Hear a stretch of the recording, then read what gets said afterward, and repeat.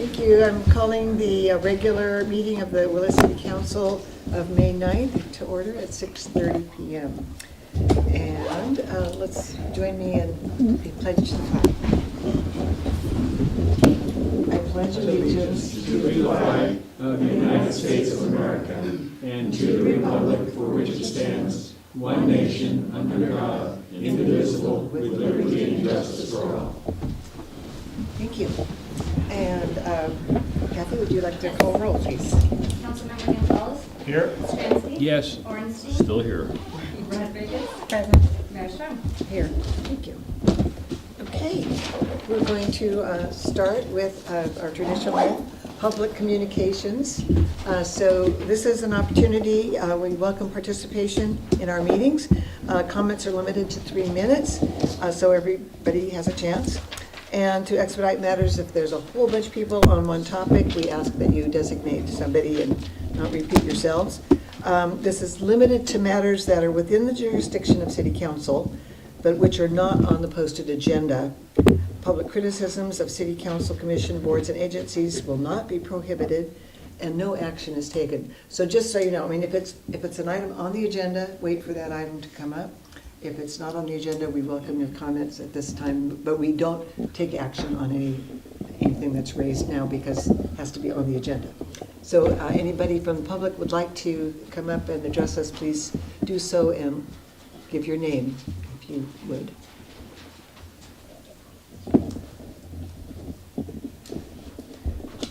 Hi, Pete Swanton. I don't know if that's coming through, is it? It goes for the TV Okay. camera, but not. All right, very good.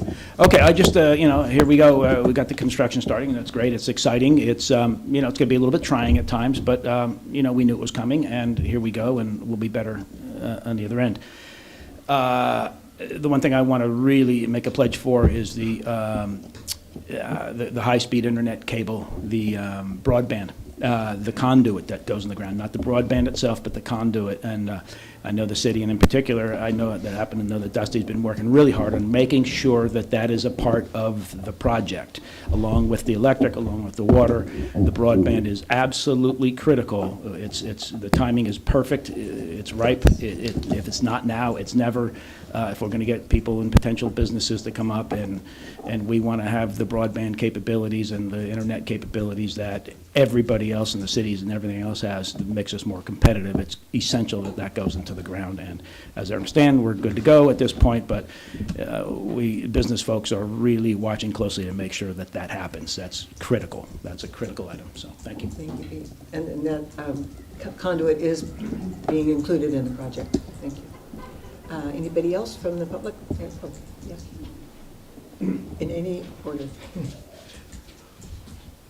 I'm Mayor Kameroff, and I'd like you to know that tomorrow is the annual training practice day for the amateur radio operators in all of Mendocino County, where they test out the amateur emergency system. They will be at all the hospitals, some of the schools all over the county. For disaster preparedness, they will be spending, there's at least a dozen amateurs right here in the city of Willits, and about 30 or 40 all over the county who will be spending the whole day testing out that network, and at Howard Hospital and hospitals and some of the schools all over the county. It's a once-a-year thing that they do. You may recall when the fires were here, when the landlines were down, the cell lines were down, and the internet was down, it was only the radio amateurs, the hams, who were able to provide communication from this county outward. And they're here all the time to help when there's needed. So tomorrow's their annual training. That's tomorrow at what time? It's all day. It starts at 8 in the morning and goes till about 2 in the afternoon. And located? Well, there is one at Howard Hospital. There's one, a couple of schools, one at the home up there on Mill Creek, also at the hospitals in Ukiah and over in Fort Bragg and Great. all over the county. Thank So you. it's all volunteer and it's all amateur radio. And I know somebody else there was, yeah. And a little late in bed for free. Oh, okay. Thank you. Good evening, Mayor and Council. My name is Eric Resnick. I'm representing the Boa Vida Foundation. We are the charitable arm of Boa Vida Communities, which, as you know, operates 2 communities, manufactured home communities here in the Willits area. We're proud to be a part of the community and to show support for it and its future in tangible ways. First, we want to make the City Council and residents aware that we provide rental assistance to all of our established residents who apply and show financial need. The program provides for a 10% rent subsidy to those who meet the HUD Section 8 guidelines in any of our non-rent controlled communities throughout the state. We want to make clear that this program is solely funded by Boa Vida and not a government program. It comes completely out of the park operating profits. We provide the program in order to prevent our residents from being pushed out of their homes for financial reasons, and the applications for the Boa Vida Rental Assistance Program can be obtained from their community office. We've already approved a resident who's receiving the rent subsidy in the next cycle. Even better, or I don't know if it's better, but I'm also pleased to announce that for the first time, the Boa Vida Foundation Scholarship Program. We believe that community has the best opportunity to thrive when its young people are afforded an education and job skills. Unfortunately, advanced education, like many of life's basics, has become more costly with each passing year. To assist our residents in this community's future, we're awarding 2 $500 scholarships to residents of our communities for use at California University, junior college, or vocational school here in the area. We want to encourage any residents who are or will be attending an educational program in the upcoming year to apply by May 31st. Applications are available at our community offices. We look forward to these continued opportunities to give back to this community in which we've invested millions of dollars and for which the city and the county will collectively receive over $1 million in tax revenues over the next 10 years. Boa Vida is committed to provide a safe, clean, and friendly community and give back into the regions in which it operates. A profitable company can provide benefits like these when we're allowed to operate in an open and competitive market. Thank you for your time. Anybody else from the public that would like to speak on a non-agendized item of their, yes, please.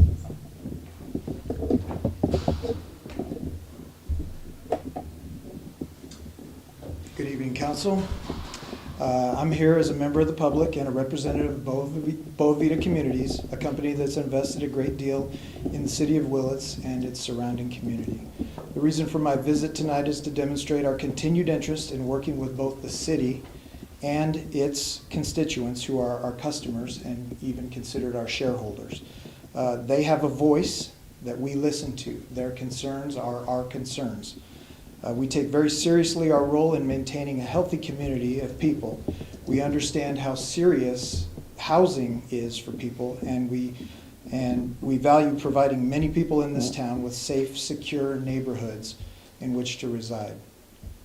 Manufactured housing communities are really the last most affordable option to many people, and such communities can be a third the cost or less than the typical apartment complex, with people living just on the other side of the wall from each other and who have nothing to sell or take with them when they leave.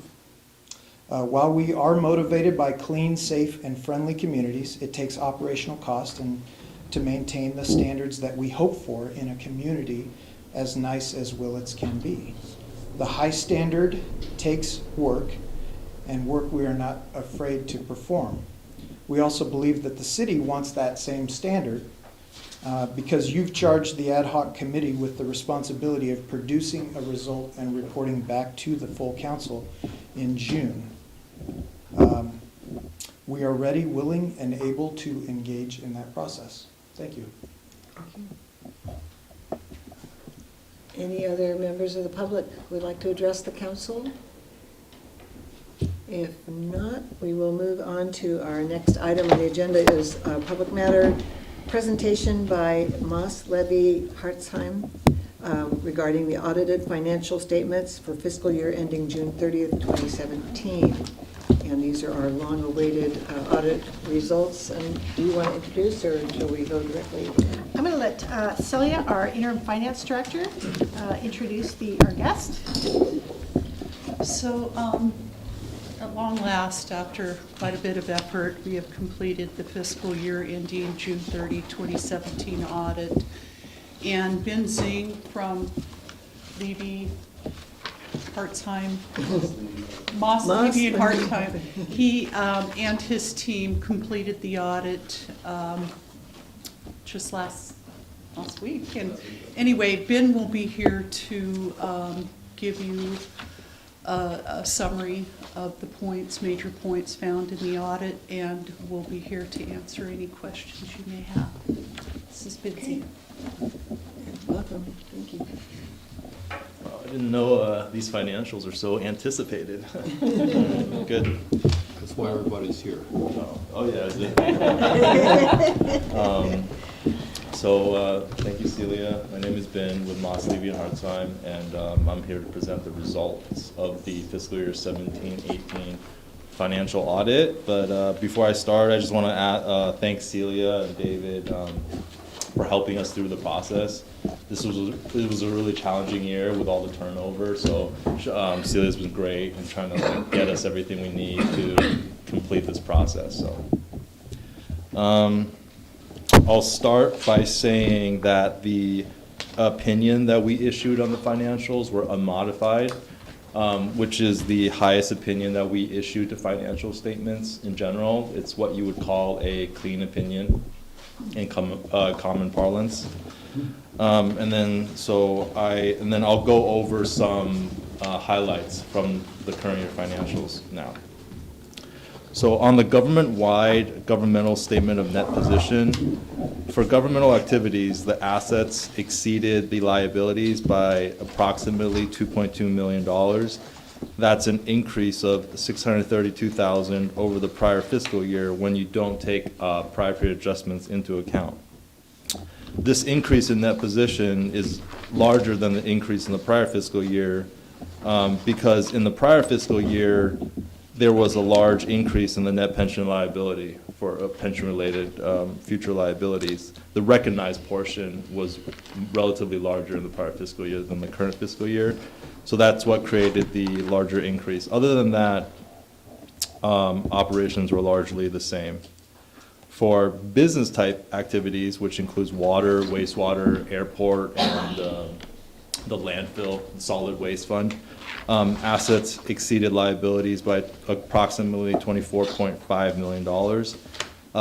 That's an increase of $625,000 approximately over the prior fiscal year without taking prior period adjustments into account. There is quite a large prior period adjustment for one of those funds, and I will cover that at a later time. And this increase was also due to the decreasing expenditures originating from a smaller increase in net pension liabilities in the current fiscal year compared to the prior fiscal year.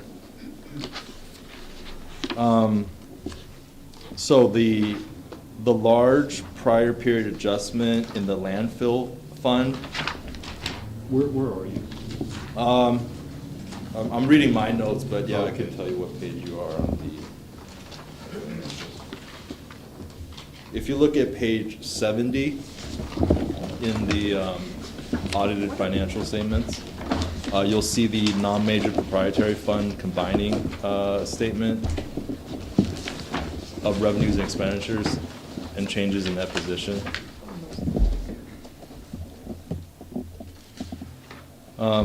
You'll see that there is a $844,000 prior period adjustment, and that's because of a increase in the landfill post-closure cost liability.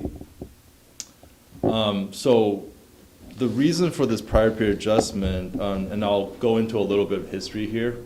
In 1992, GASB, they're the organization that implements guidance for governmental financial audits. They implemented GASB statement number 18. So this is one of the earliest GASB pronouncements that I've ever had the pleasure of researching in 1992. So, and the reason they implemented this guidance was because of changing environmental requirements, you know, in the late 80s, early 90s regarding landfill closures and landfills in general. Because of more stringent requirements regarding the closure of landfills and also the post-closure maintenance costs involved in landfills, the GASB felt it was necessary to present these liabilities, these ongoing costs, as a closure and post-closure liability on the financial statements. And the methodology works like this. During that period, all the cities that operated landfills, special districts, municipalities that operated landfills were required to get an engineering firm to give an estimate on the size of the landfill, and then to get an estimate regarding the closure costs and the post-closure maintenance costs for 30 years after the landfill closes. So how the landfill usually works is the landfill itself is lined with a certain type of material that doesn't allow leaching into the groundwater. And when the landfill is completely full, they'll put a cap on that to basically turn it into a bag of trash in the ground. And hopefully it stays that way. So there are significant costs involved in the closure process and in the maintenance monitoring process for the 30 years after closure. And so once they got an estimate regarding these costs, for every year that the landfill operates, they're supposed to take the cubic meters or whatever metrics they use.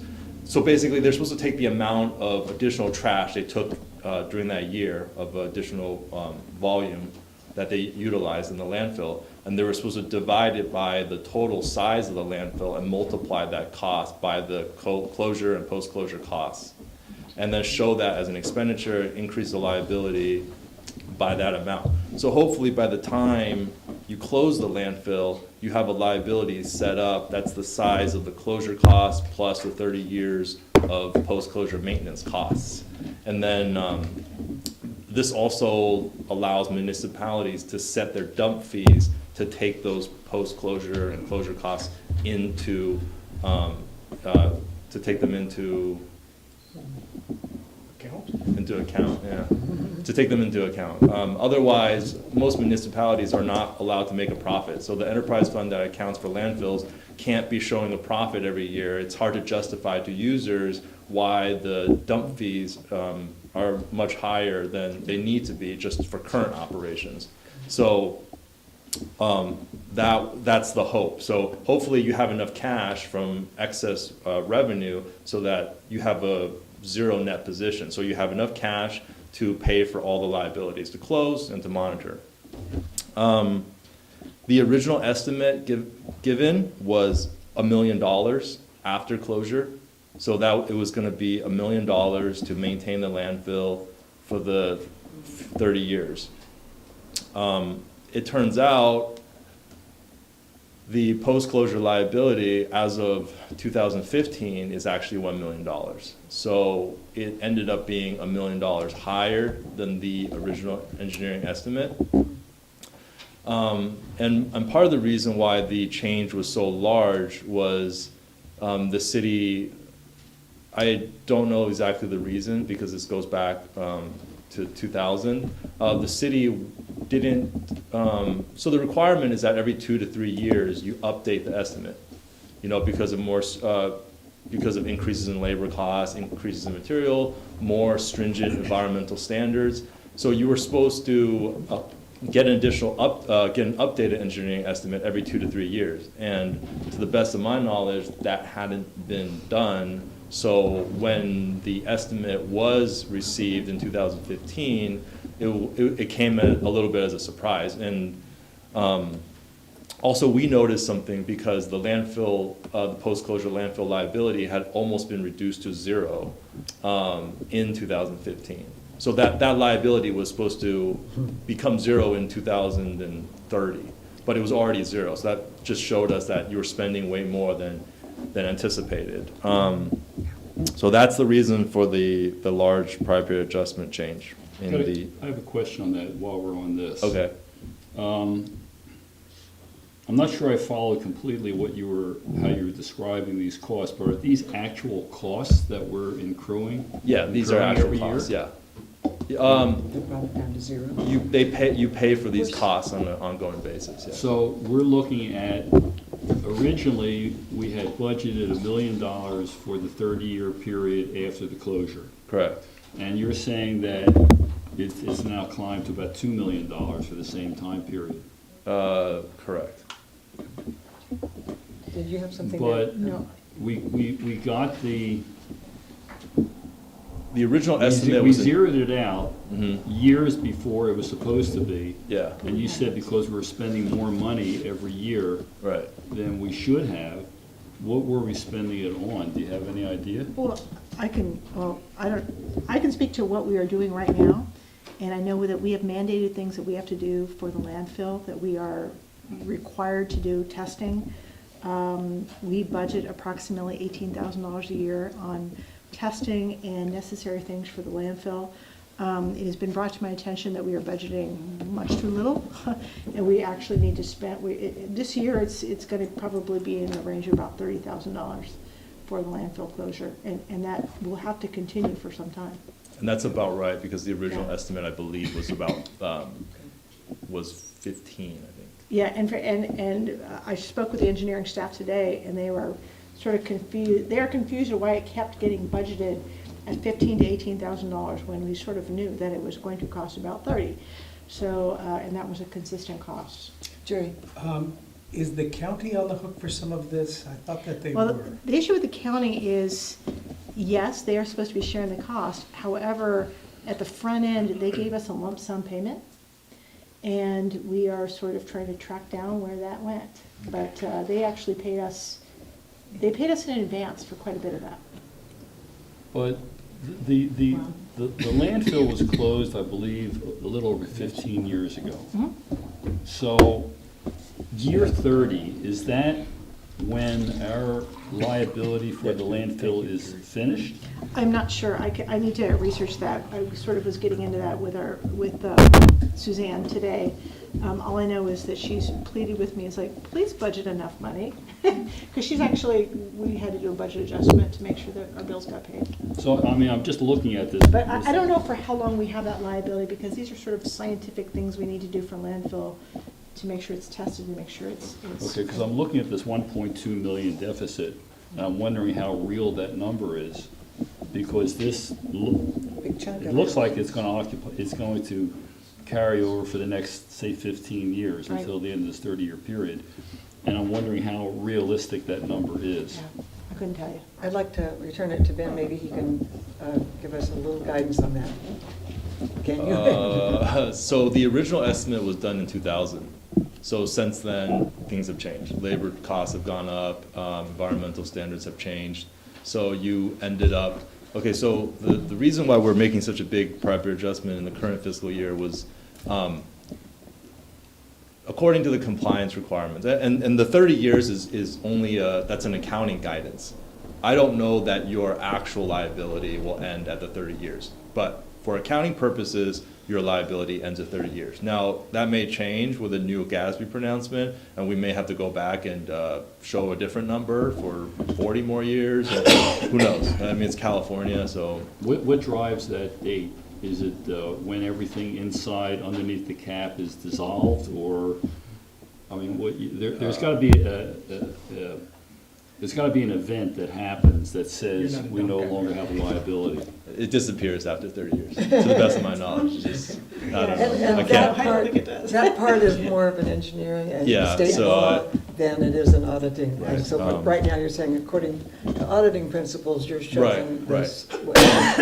And the compliance requirement was that every 2 to 3 years, you get an updated estimate. So this liability would have been slowly rising over the period between 2000 and now. But because of those estimates not being done, to the best of my knowledge, we're showing it as one lump sum increase. And ideally, like I said before, ideally you would have had the cash in the fund to pay for these upcoming liabilities, payments. when the closure took place. Whether or not that happened in 2000, I'm not aware of. But as of right now, that fund has no cash, so it's showing the liability, and whatever operating costs that it has, the general fund subsidizes for. So that's my point moving forward, is that these costs be budgeted for appropriately in the general fund, so you don't operate at an unknown deficit going forward. Okay, so that's that. Any more questions regarding that matter?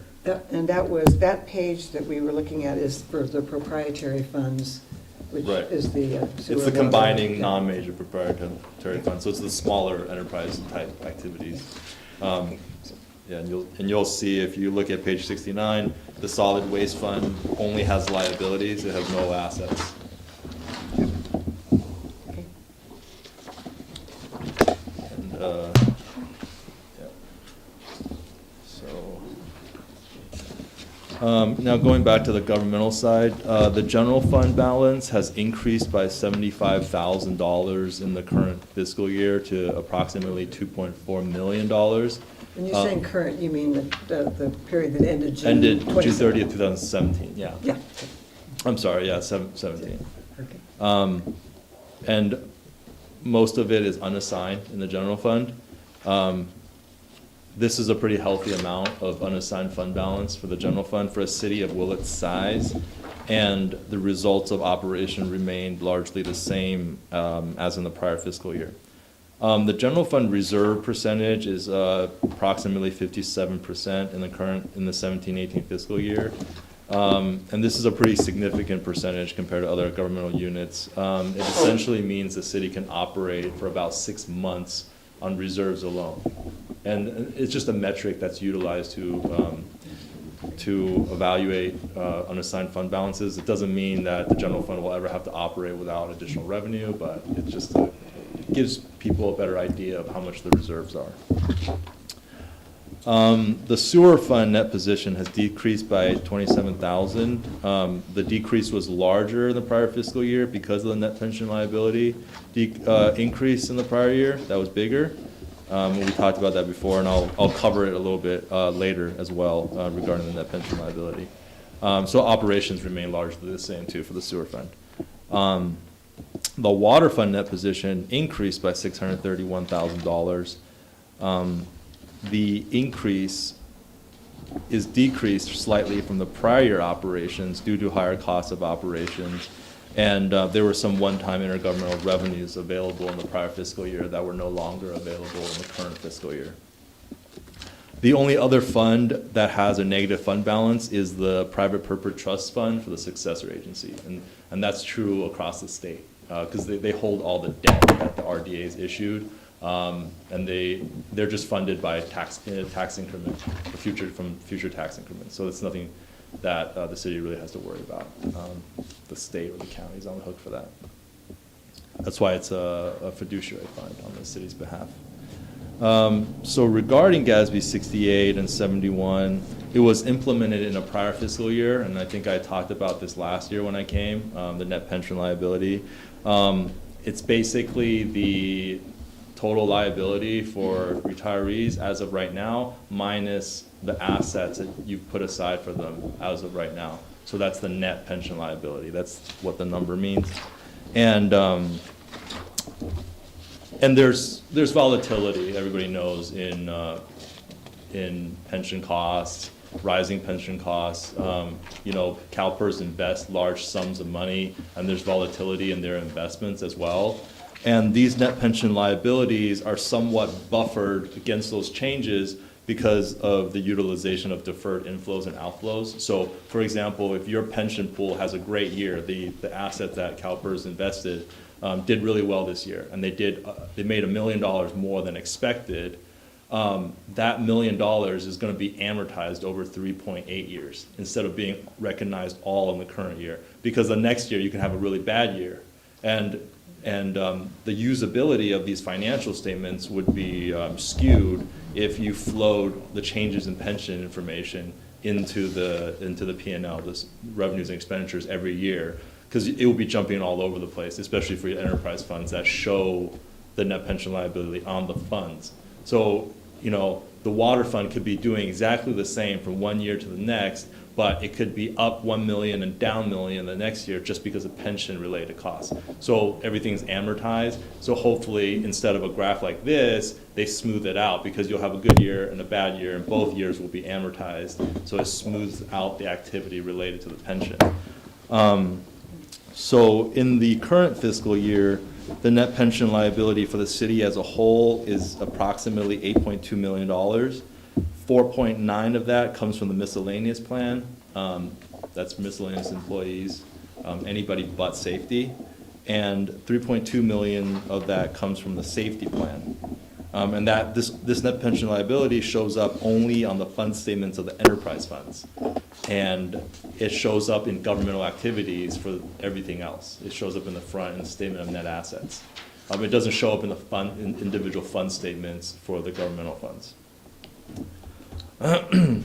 The major implementation for the next fiscal year is GASB 75, which is for OPEB liabilities. And fortunately, the city doesn't offer OPEB liabilities. OPEB liabilities are medical coverages that are offered to retirees. So if a city promised to pay medical costs for a retiree for the rest of their life, and for their spouse, for example, GASB 75 would have required you to go out, get an actuarial, how much money needs to be available to pay those future liabilities, and you were going to have to book it on your financial statements. So fortunately, those types of benefits, fortunately or unfortunately, I guess, depending on which side you're looking at, those benefits aren't offered at the city. So really dodged a bullet there, I think, because these are major costs. Because at least for the net pension liability, you made contributions every year into people's pensions. But for these, a lot of times these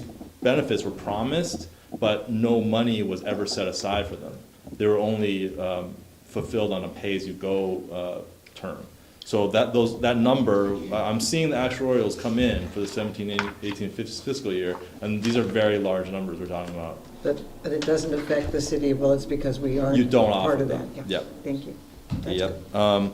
So in addition to this summary and the financial statement, there were recommendations and observations noted during our audit, and those will be provided to you as part of the management report in a separate report. Have we? Okay, yeah. So you have it in front of you.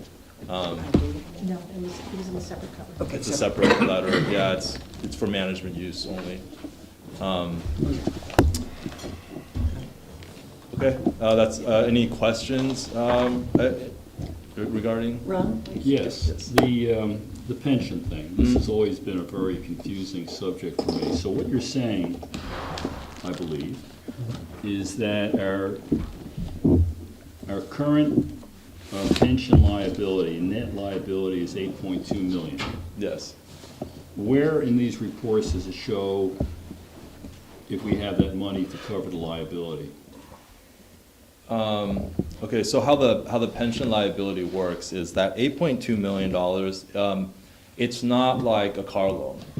This is not an amount of money that you can pay to somebody and then for that liability to go away. This is an actuarial estimate that takes a lot of assumptions regarding future interest rates and mortality rates and all these things that actuarials do. Based on those assumptions, like they assume, for example, that investments will grow at 7.65% for the next 30 years. So based on those assumptions, you owe $8.2 million.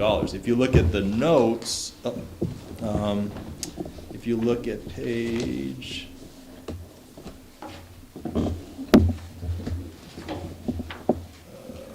this would be,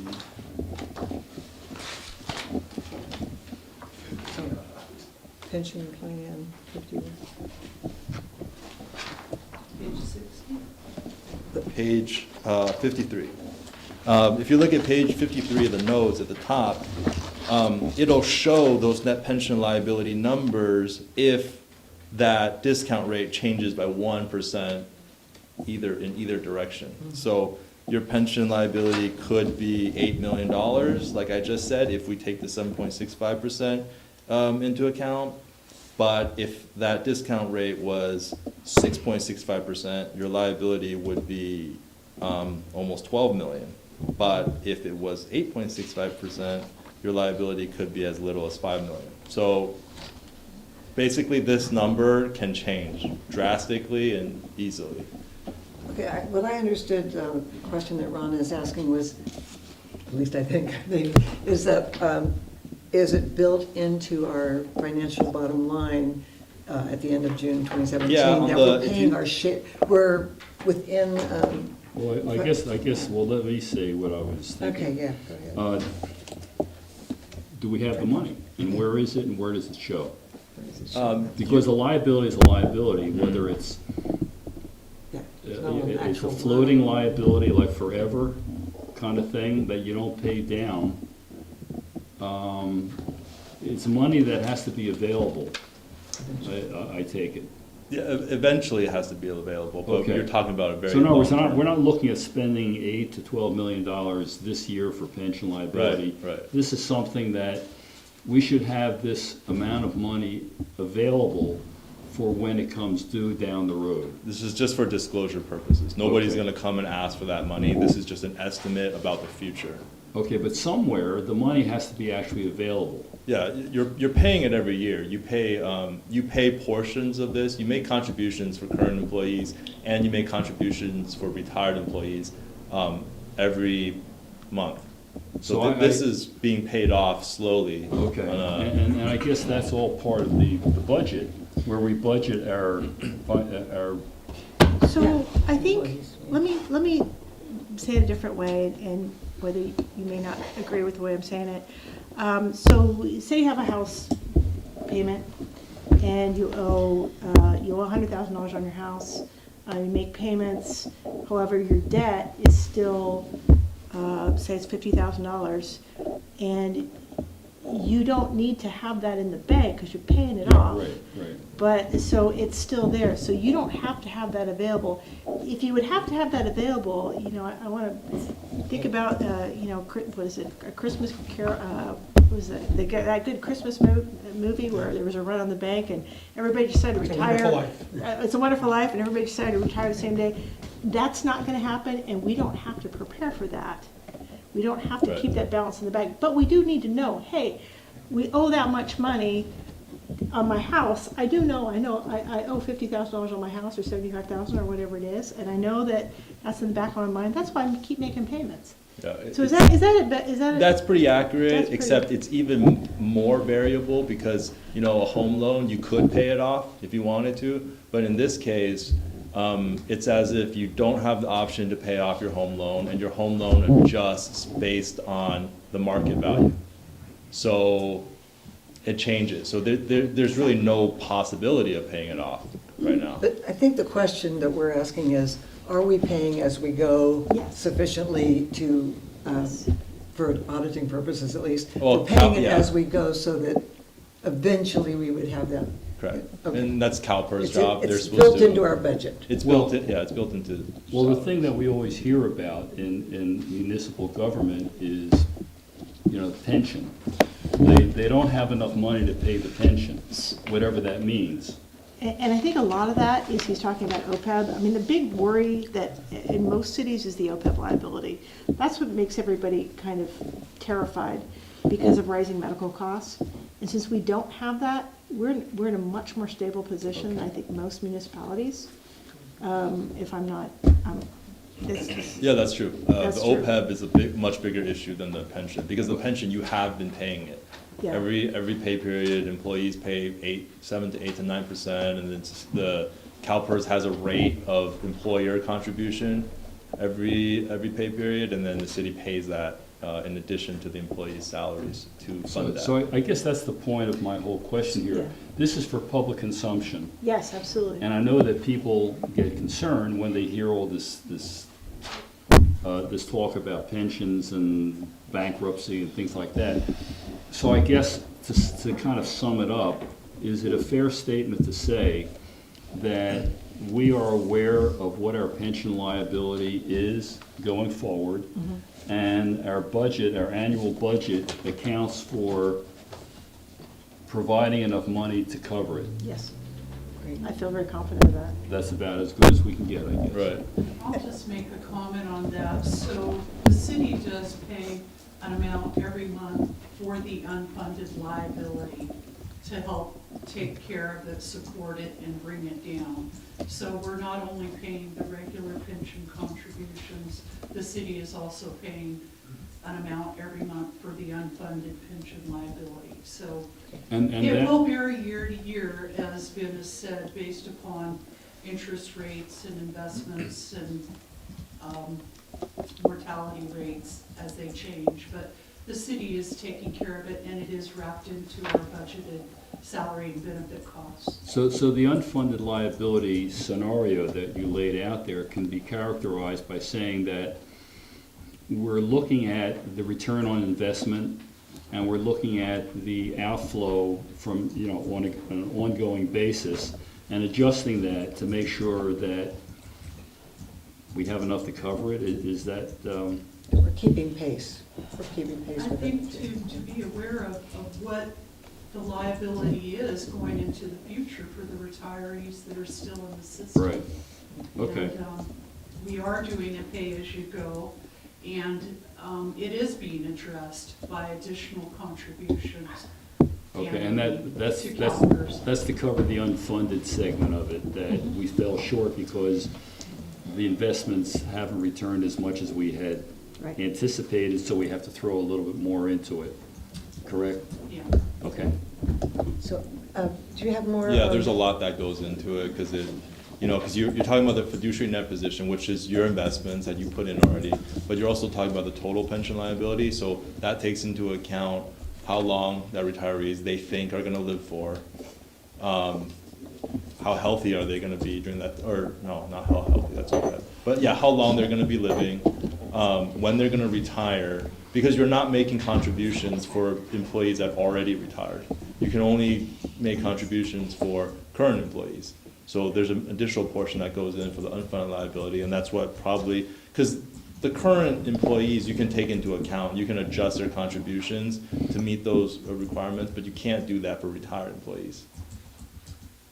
Because the retired employees, the money that the money that is being paid to retired employees is locked into a different fund. So, because those are the payments out, so you're paying those retirees, and whatever you're paying those retirees is way more than was contributed for those retirees when they were working. Okay. Because these are all estimates, like I said, so whatever estimates, like the same thing with the landfill closure costs, whatever estimates were made, it always turns out to be higher, never the other way. So, it's strange. So, do you have any more to add to your report? No, that's all I I'd had. like to thank you so much for not only your work, but a very clear presentation about it. So I Great, actually thank you. understood almost everything, which is saying a lot. The goal, yeah. And do we, if anyone from the public would like to comment about this, you have an opportunity right now. Anybody? And did you have a Yeah, I comment? had a comment. I just wanted to comment on after listening to you and then reading through this book we have here on page 15. If you could maybe just read a little bit of the economic condition, outlook, and activity. I thought that was some valuable information that it just talks about how the city continues to see a slowly improving economy, and how that's important for people to know and understand that that is in large part because of the sales tax related to the construction of the Willits Highway 101 bypass. Property assessment is trending upward, and building has resumed in the community. Yeah. Yeah, I was hoping you could kind of finish with that. There was a few other little things on there, but basically you feel like in the end of 2017 that the city was in a good position with... Oh, the city is definitely in a good Yeah. position. Everything was, I guess as accountants, we always put a kind of a negative spin on things with all this talk of liabilities and things, but compared to other cities, you guys are doing very well. Like I said, with the general fund reserves, very healthy. and no major issues as far as like, operations are largely the same. They're not trending negative by any means. So yeah, and the summary that I went over is a summary of this management's discussion analysis that's on page 3 through 16. So I just gave you a summary of a summary, which is a summary of the financials. So yeah, take a look at this. It's hard to digest all in an hour or half hour. So any other questions, you can field them to Celia or myself. Just more of a question. So it sounds like, again, compared to other cities similar to us, we're doing better. True, correct. Anything that stands out that you would say, keep doing whatever the same or don't deviate? I mean, is there any one thing that stood out on the same path? We have, you can take a look at the management report. We have made some observations and recommendations moving forward on a internal control side of things, just because of the restructuring, and that gives you the opportunity to structure internal controls in a more efficient and I guess I was thinking more in terms of the big picture budget. big picture financially. Yeah, budget kind of thing. Something as a council that we should say, wait a second, people want, you know, widgets, and we can say, wait a second, we can only do half widgets. Or is there anything that stands out in your analysis that we should be looking at or to watch? Not to my knowledge. I would just try to take care of the landfill closure. And I think management is in active discussion with the county to secure a revenue source for that from them. And I think the only concern is I think they owe you money from back years because you weren't in compliance with the engineering estimate updates. And whether or not you can still secure that prior revenue is going to be questionable. But Thank you very much. that's all I think. Yeah, thank you. Thank you. Thank you. Oh, yes. So one of the things that I've heard over the last few years is that city staff is understaffed and that you guys wish you had more hands. So this sounds like a very rosy picture. Does that mean you'll be able to hire more people? Take some of the pressure off of our current city staff? Come back when we have our budget hearing. That's a good question, but it doesn't exactly mean that we have money to hire a lot of staff, but we're looking at, I think our new city manager is very mindful of the fact that our existing staff is really spread thin. And we're trying to do what we can. I think there's always criticism about the council spending the reserves, and we have to decide what our short-term and our long-term goals are, and what merits spending some of our reserve funds. And we have a perfect example with what's happening downtown. How much does the city want to invest, and how much of those reserves do we see that we want to spend on that project down there, or other things in our community, whether it be staff or improvement. We had a planning meeting, goal prioritizing meeting before, and as you can see, there's some things on the wall that indicated what might be some of the future priorities for the council. Could I tag on something? Yeah, Regarding the reserves, okay, me and Sabrina are new to the council, so we're not going to take credit, I think, for the reserves that are there, but we can take credit for managing the future reserves, because I mean, assume if we didn't have the level of reserves, you might be painting a different picture. Right. So that's something to watch. Yeah, and then I guess one comment about the reserves is that even though it's a healthy percentage, because of the city size, dollar amount, it's not that big. It's easy to spend money. So it's easier to spend money than it is to save it. So the reserves being what they are, it is pretty easy to spend through in a couple fiscal years. So and having. But you're paid to be concerned. Yeah. Okay, go ahead. Ask a question.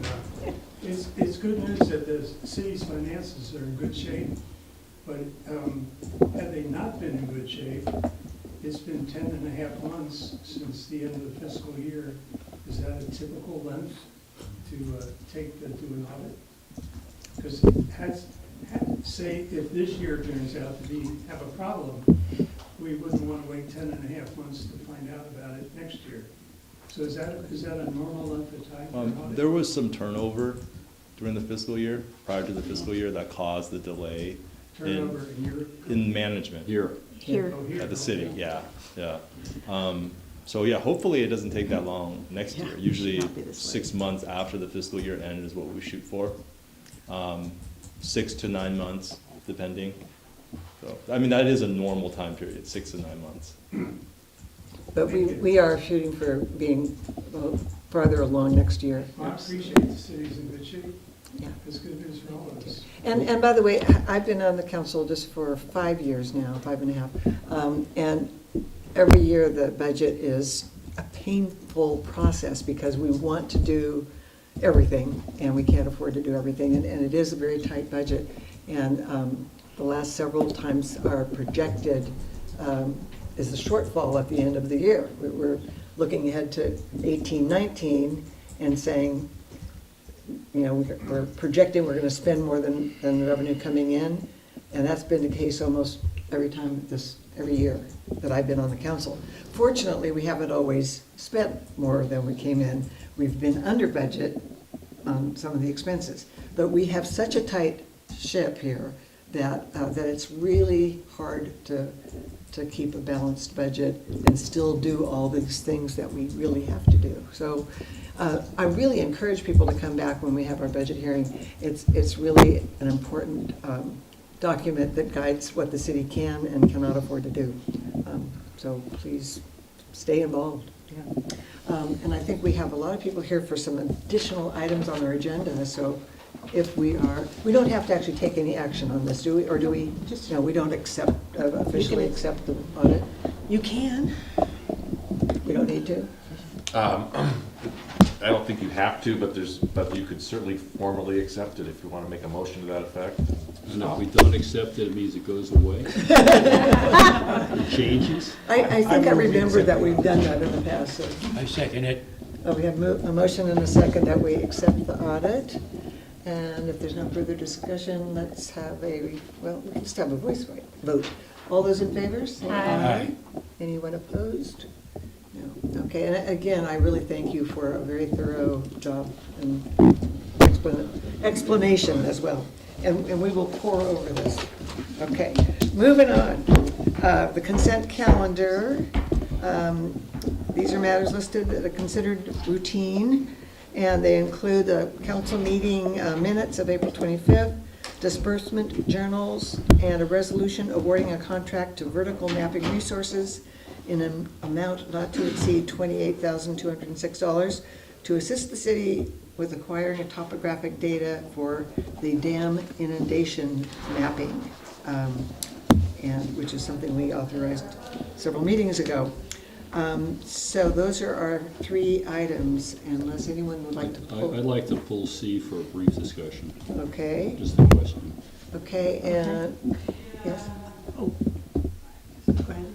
Okay, so on items A and B, the minutes and the disbursement journals, is there any public comment on those?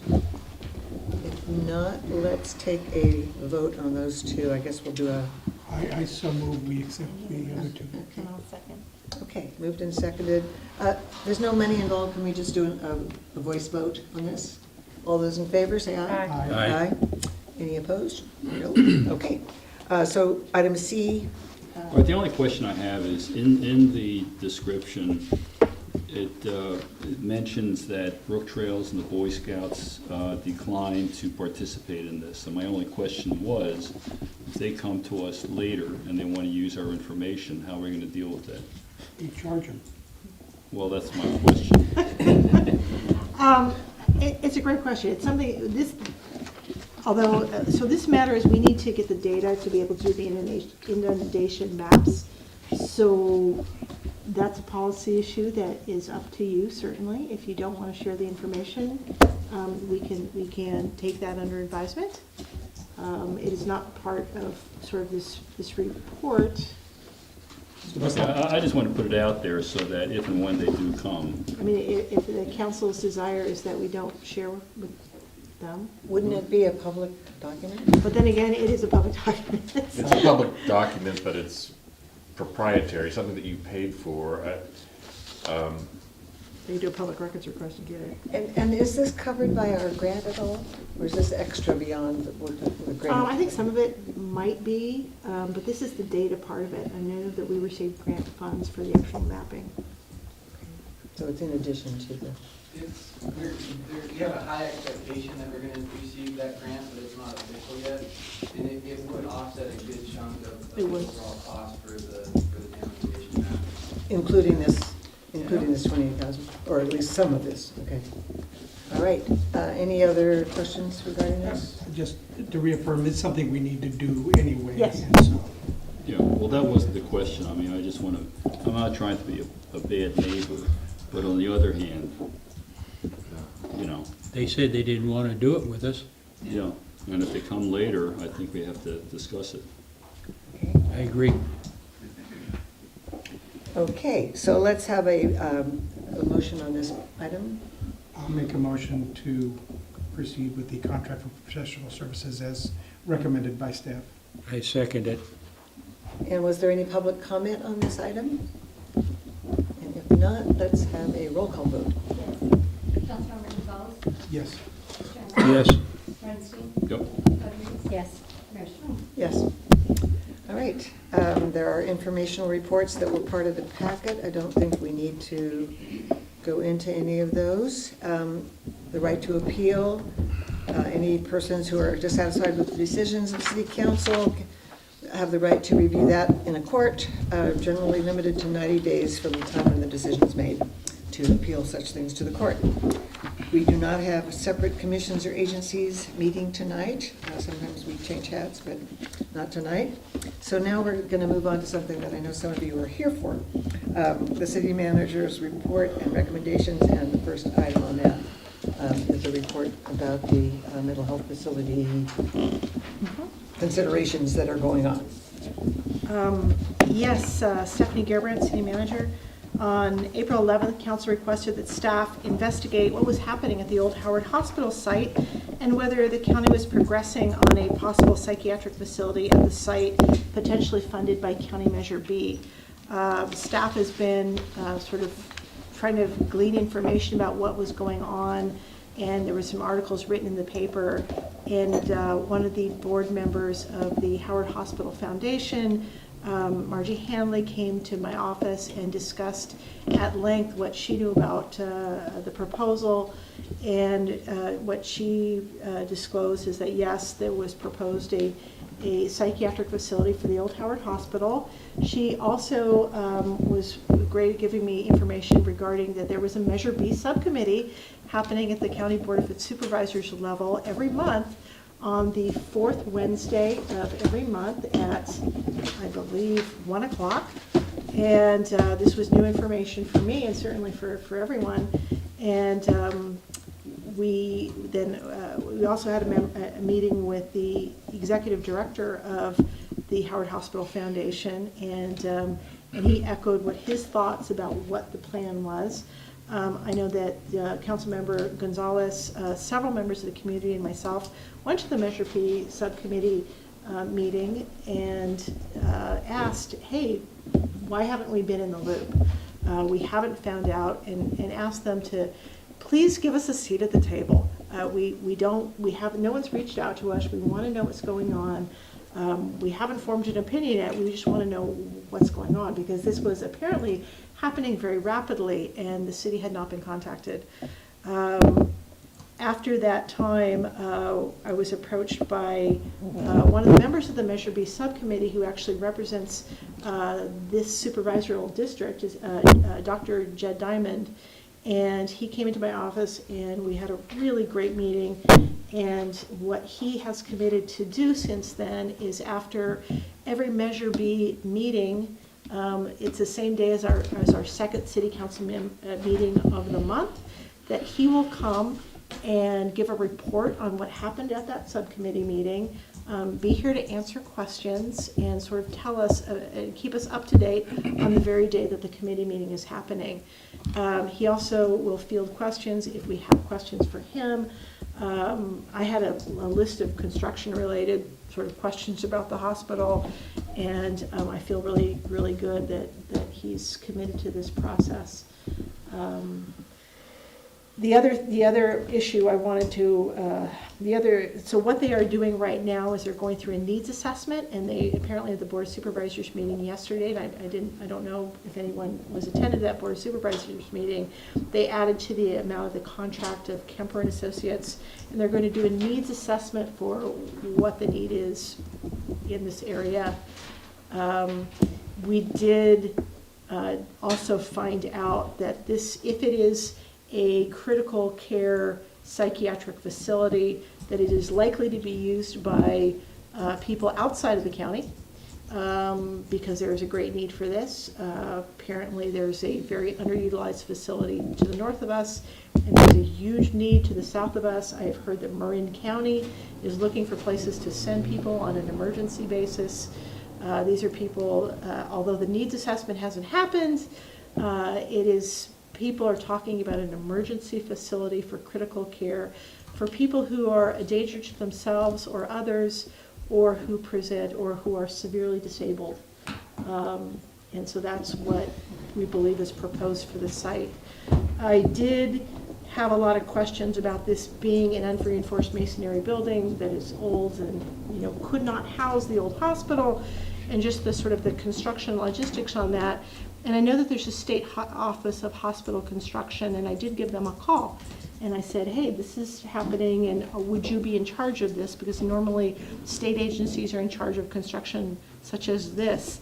They were not aware of this project or of the consideration of this project at this time. However, they said that if it were a hospital, they would need to be involved, and it would need to comply with their standards.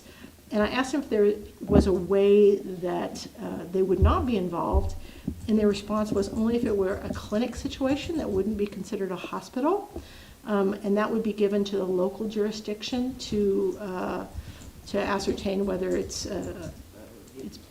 building was sufficient. However, in any event, even if the state state hospital construction wasn't required to be involved, a local jurisdiction could ask that they be involved and could call in the state office at any time. And so I thought that was very interesting information. So Dr. Dr. Diamond. Call him Jed. I call him Jed. Dr. Diamond will be here. He'll be here next meeting. 2 weeks. In 2 weeks, in our next meeting, it will be agendized, and it's going to be agendized every month so that we are in the loop. I'm hoping for more involvement, but we'll see as the time goes on. So, yes, Ron, and I do want to make sure we get to the public. Yeah, absolutely. Just for the record, I do support using that facility for its intended purpose. But having said that, I am highly disturbed by what I've been hearing in the past about the city's involvement in this whole project, and I would certainly love to have someone explain to me how the city doesn't have a primary role in anything that goes on in this town. I mean, what we're here for, what this city government does, we are the only entity on the face of the earth whose primary function is to protect the citizens of this community. Nobody else has that. The county doesn't have it, the state doesn't have it. That's our job. Our job is to protect the health, safety, and welfare of this community.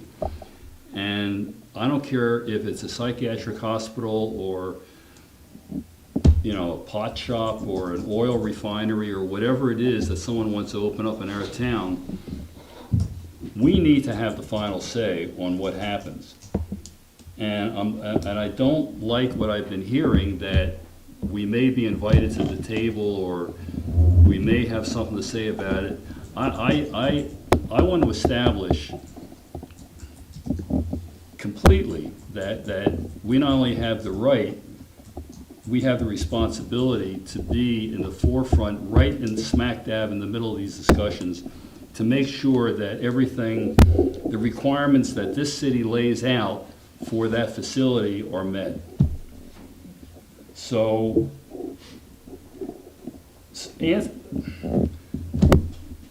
Can I? Yeah, I'd like you to clarify. I've done some preliminary research on this issue. I wouldn't say that that this is exhausted by any stretch, but I did research the issue of whether or not counties must comply with the city building and zoning ordinances for county projects located within a city. And there's a government code section that's on point, and that's California Government Code Section 53091. And it states that each local agency shall comply with all applicable building ordinances and zoning ordinance of the county or city in which the territory of that local agency is situated. However, in the preceding code section, they define some of the terms, and a county is not a local agency within the meaning of this section. And so these two code sections have been interpreted to mean that the county is exempt from city zoning and building ordinances, and there's several appellate court cases that confirm that. However, I did come across another law. It's the California Code of Regulations, and it is 22 CCR 77039. And this regards the licensure of psychiatric facilities, getting a state license to operate such a facility.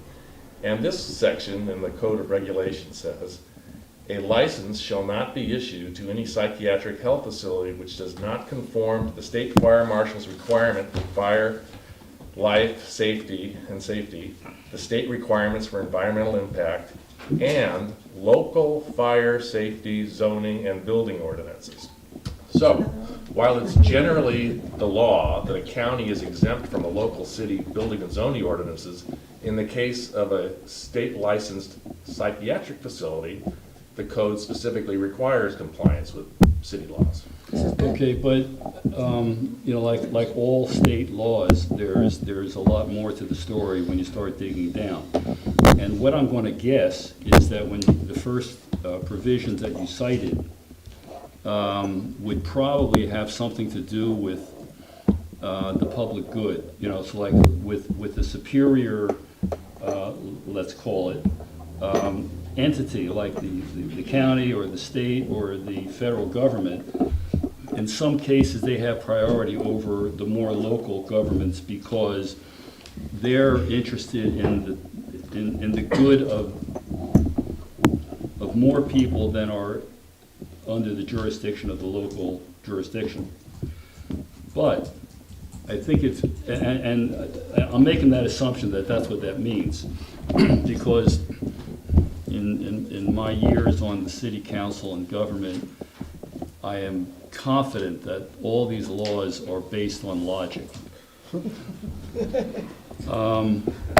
But having said that, I think we can dig down a little bit and argue that citing this facility in that location in our city and disregarding all of the local requirements, the laws, whatever, I don't think that's supportable, because that property is not the only property in the county that is suitable for this use.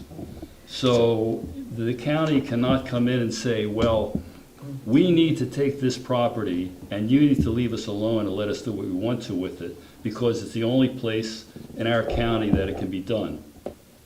And I think given that gives us the opening to say, well, this is not the only place, and if you want to do it here, these are our conditions that we are imposing to protect our citizens.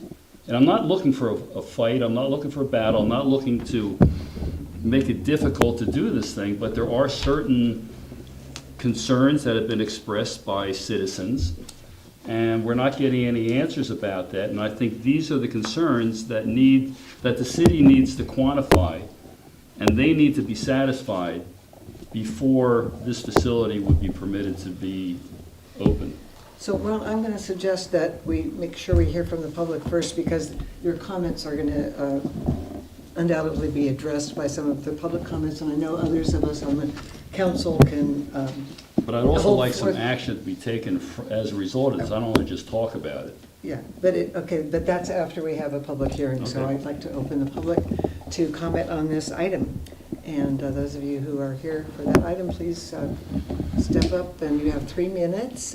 Yeah, please, and if you would, the microphone does not amplify in the room, it is just for the benefit of the TV camera, and you have a 3-minute limit. We'll be Sign in and state your name. My name's Nika Huffman. I happen to live up on that hill. Been there for over 40 years. We have children up there. My kids went to school there. My grandbabies went to school there. Yes, it bothers me because they're talking about putting that up there, putting up 15-foot fences. There's 2 little girls that live just across the street that has moved in. And then there's other children around there, plus our schools. I don't like it. I don't like it. You know, we pay taxes too. We've had to put up with Rimco being in the so-called yellow section, and I don't like it. And something needs to be done. If somebody, and not letting us know, I haven't heard anybody go around and ask us, oh, we're gonna put this up here. What's your feelings about it? It's sneaking under the covers. I don't like it. Something needs to be done. We've got to think of our children. They're our future, and it's got to be done. Not sit around and wonder how much money you can stick in your pockets. That place is falling apart up there. I mean, it's been built on, broke off, cut off, sawed, soldered for over 40 years. And they're going to spend millions of dollars up there trying to do something about it. It doesn't need to be up there anyway, even if they take it and blade it down. Do not put it up there around our children and where we have to live. We've already did our job, putting up at the hospital, and we needed our hospital up there bad. But it's earthquake. I mean, if the hospital moves because it's not earthquake proof, why would you move the mentally ill in there? I voted to have a place put in, but not on that hill. There's other places. There's a big space along the new hospital we built. Instead of putting a swimming pool in, why don't you put that mental hospital over there where it belongs, next to the other ones? That's how I feel. And I think I pay my taxes, and by golly, I don't want the damn thing up there. Thank you. Some other comments from the public? No? Seriously? I know, I thought some of you. God. Okay, don't be shy, please come Willits on. Mathis in a position here in Willits. I want to say the obvious, that this 32-bed psychiatric hospital is going to make a major impact on Willits. It's a big deal. And I can't tell you right now what's a positive or negative impact. You're going to have an impact study. And the needs assessment that the county is talking about is not going to tell you what the impact is going to be. There are problems, and if you have, I've looked at and talked to people who worked in the facility in Humboldt, in Eureka, and there are lots of problems with staffing, lots of problems with the homeless being attracted to the institutions. When people admitted there and discharged, they have freedom to go where they want to. And one study showed that 40% of the patients in the PUF unit in Eureka are homeless. So it's a big impact, and I think you're going to have an impact study to fully understand what the impact would be.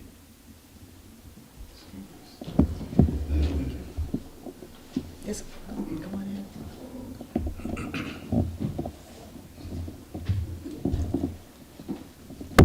Their camera off. I first learned about this when the Willits News wrote it up, and when I saw the mention of that tall fence, I was very confused, and I went and watched the video of the entire March meeting when they spent at least half that meeting talking in detail about Howard Hospital and about $9,000 they'd already spent to study Howard Hospital and how they could change it. And the one statement I heard at that meeting that really kind of amazed me a bit was there's a woman on that committee, on the Measure B committee. I'm pretty sure it's a lady named Camille Schrader, and she is part of the county mental health services. And she said at the video, she said, we've been asked about a facility on Orchard Avenue in Ukiah and whether that could be used for this mental health facility. And she said that would not be usable, it couldn't be used, and she said that was because there's a school next to it. And I'm sorry, I just sat there and listened to that, and I wound it back and I played it again, because they seem to have no problem with worrying about where our old Howard Hospital is located, but a good portion of that committee is from Ukiah, and I guess if I was from Ukiah, I wouldn't be up here speaking today at all. So I don't know why they have a double standard for Ukiah and Willits. Thank you. Other comments from the public? It undoubtedly is going to be, oh yes, please come.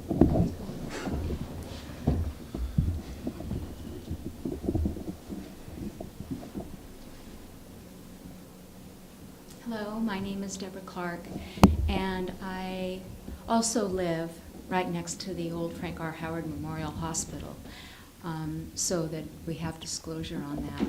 But there are many concerns that I have had, and one of them has been due to the direction that the Measure B Advisory Committee has been taking. And I attended last month's meeting, and the reason I did is much like Mr. Kameroff said. I had watched the meeting, the prior meeting, and the statement had been made that they were going to be a fast-moving committee, and that at that point in time, they were looking at Howard Memorial Hospital, the old hospital, and that they wanted to be making quick decisions. So that's why we had felt very strongly about getting our city involved and making sure that all of you understood where the direction of the committee was going. At the last meeting, where many of you attended, there was a statement made by Carmel Angelo that said that she did not believe that any seats needed to be extended on the committee to anyone else, that she didn't want to broaden the group. So I really appreciate, Ron, your comments this evening and your thoughtfulness into this matter. Very concerned about our business community as well. Well, Willits now has been dealing with the bypass. Our business community has been struggling. And while Willits tries to rebrand itself and our business owners are trying to survive in this new and brand themselves with a new culture that they're having to deal with, I think that having 32-bed mental health facility in the middle of our community with a security fence around it is not very good imaging as people enter the gateway of the Redwoods. So I thank you for taking this under consideration and thinking about this. Thank you. Anybody else from the public care to address us? Okay. So I was very relieved to hear what Jim Lance said regarding the fact that any psychiatric facility does require to meet the city's zoning and standards and so forth. And so it doesn't appear that the Measure B committee, up until a couple of weeks ago, was checking in with us, and I think that is being corrected. But it is going to be coming back to us again with Jed Diamond's reports to us on the fourth Wednesdays. But I don't really know that we have, well, yeah, let's go ahead and hear from other council members. So who is directing this to come to Willits? Who is the person that is pushing it to come this way? I mean, there's got to be somebody on the video that shows who this might be. And also, if it couldn't be put in Ukiah because of proximity of one school, we have 3 and possibly 4 if you go to Blosser Lane. So does that trump one school? Or, I mean, all of these questions need to be asked and have some answer to them. The thing that bothered me more than anything when I read about it is they've been having these meetings since January and nobody knew about it. And so that was something that was amazing to me. And I'm not,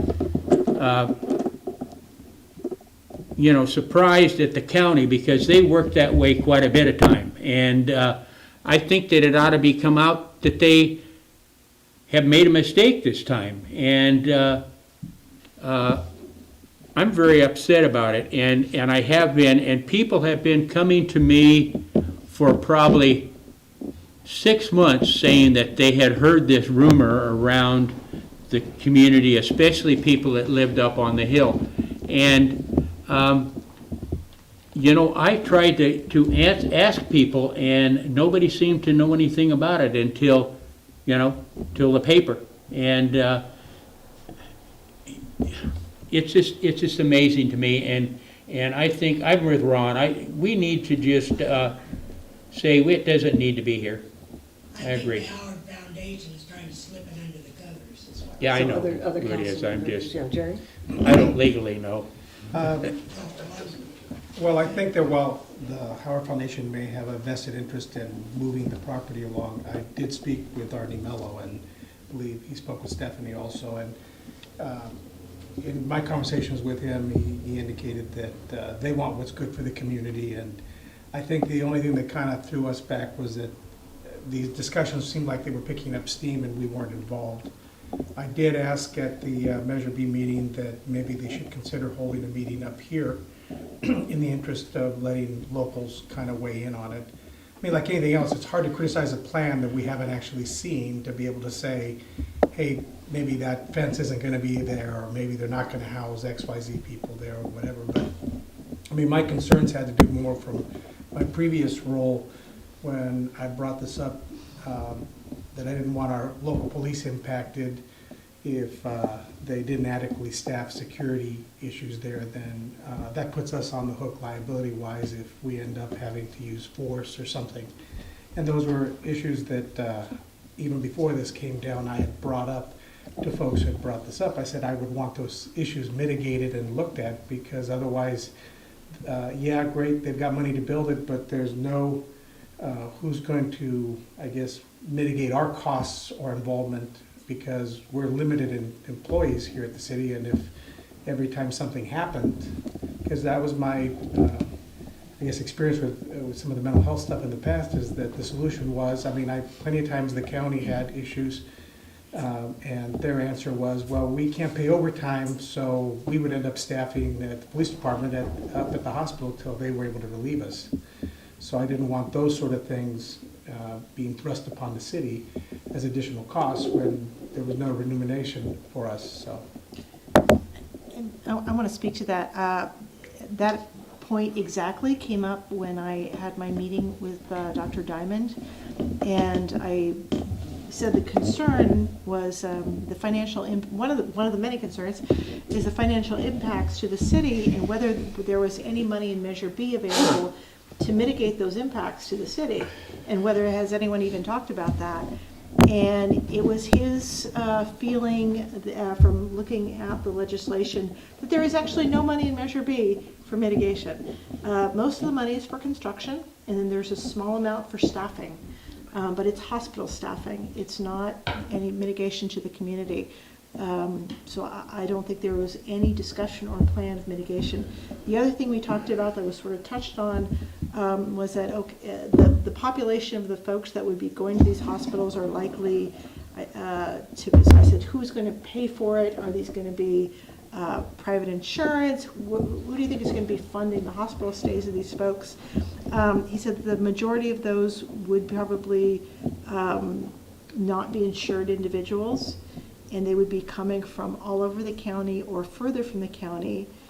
And when I asked about, so when they're released, what was the plan?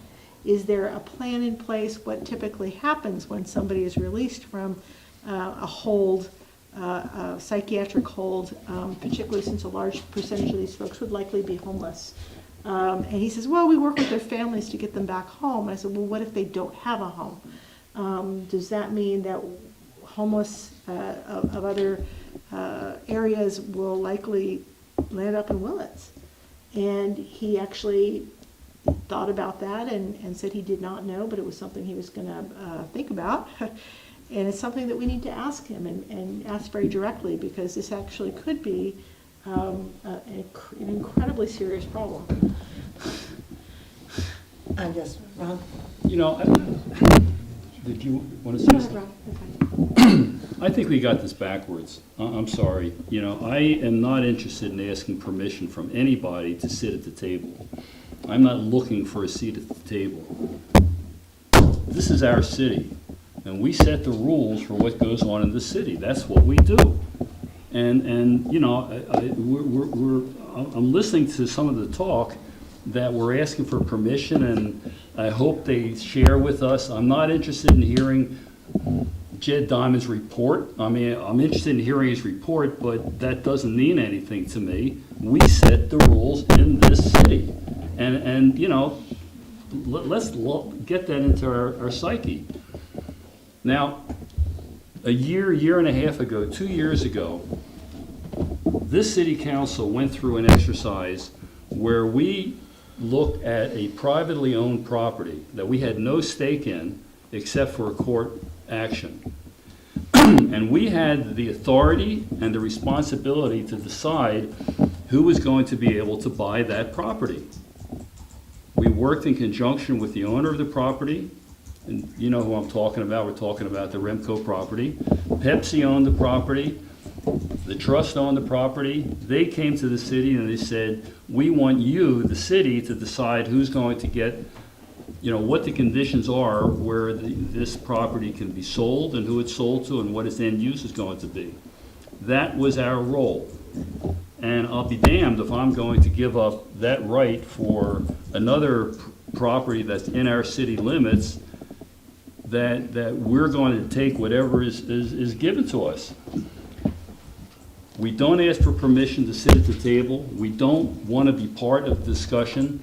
They have to come to us and present to us what they want to do, and then it's up to the city to decide if it's acceptable.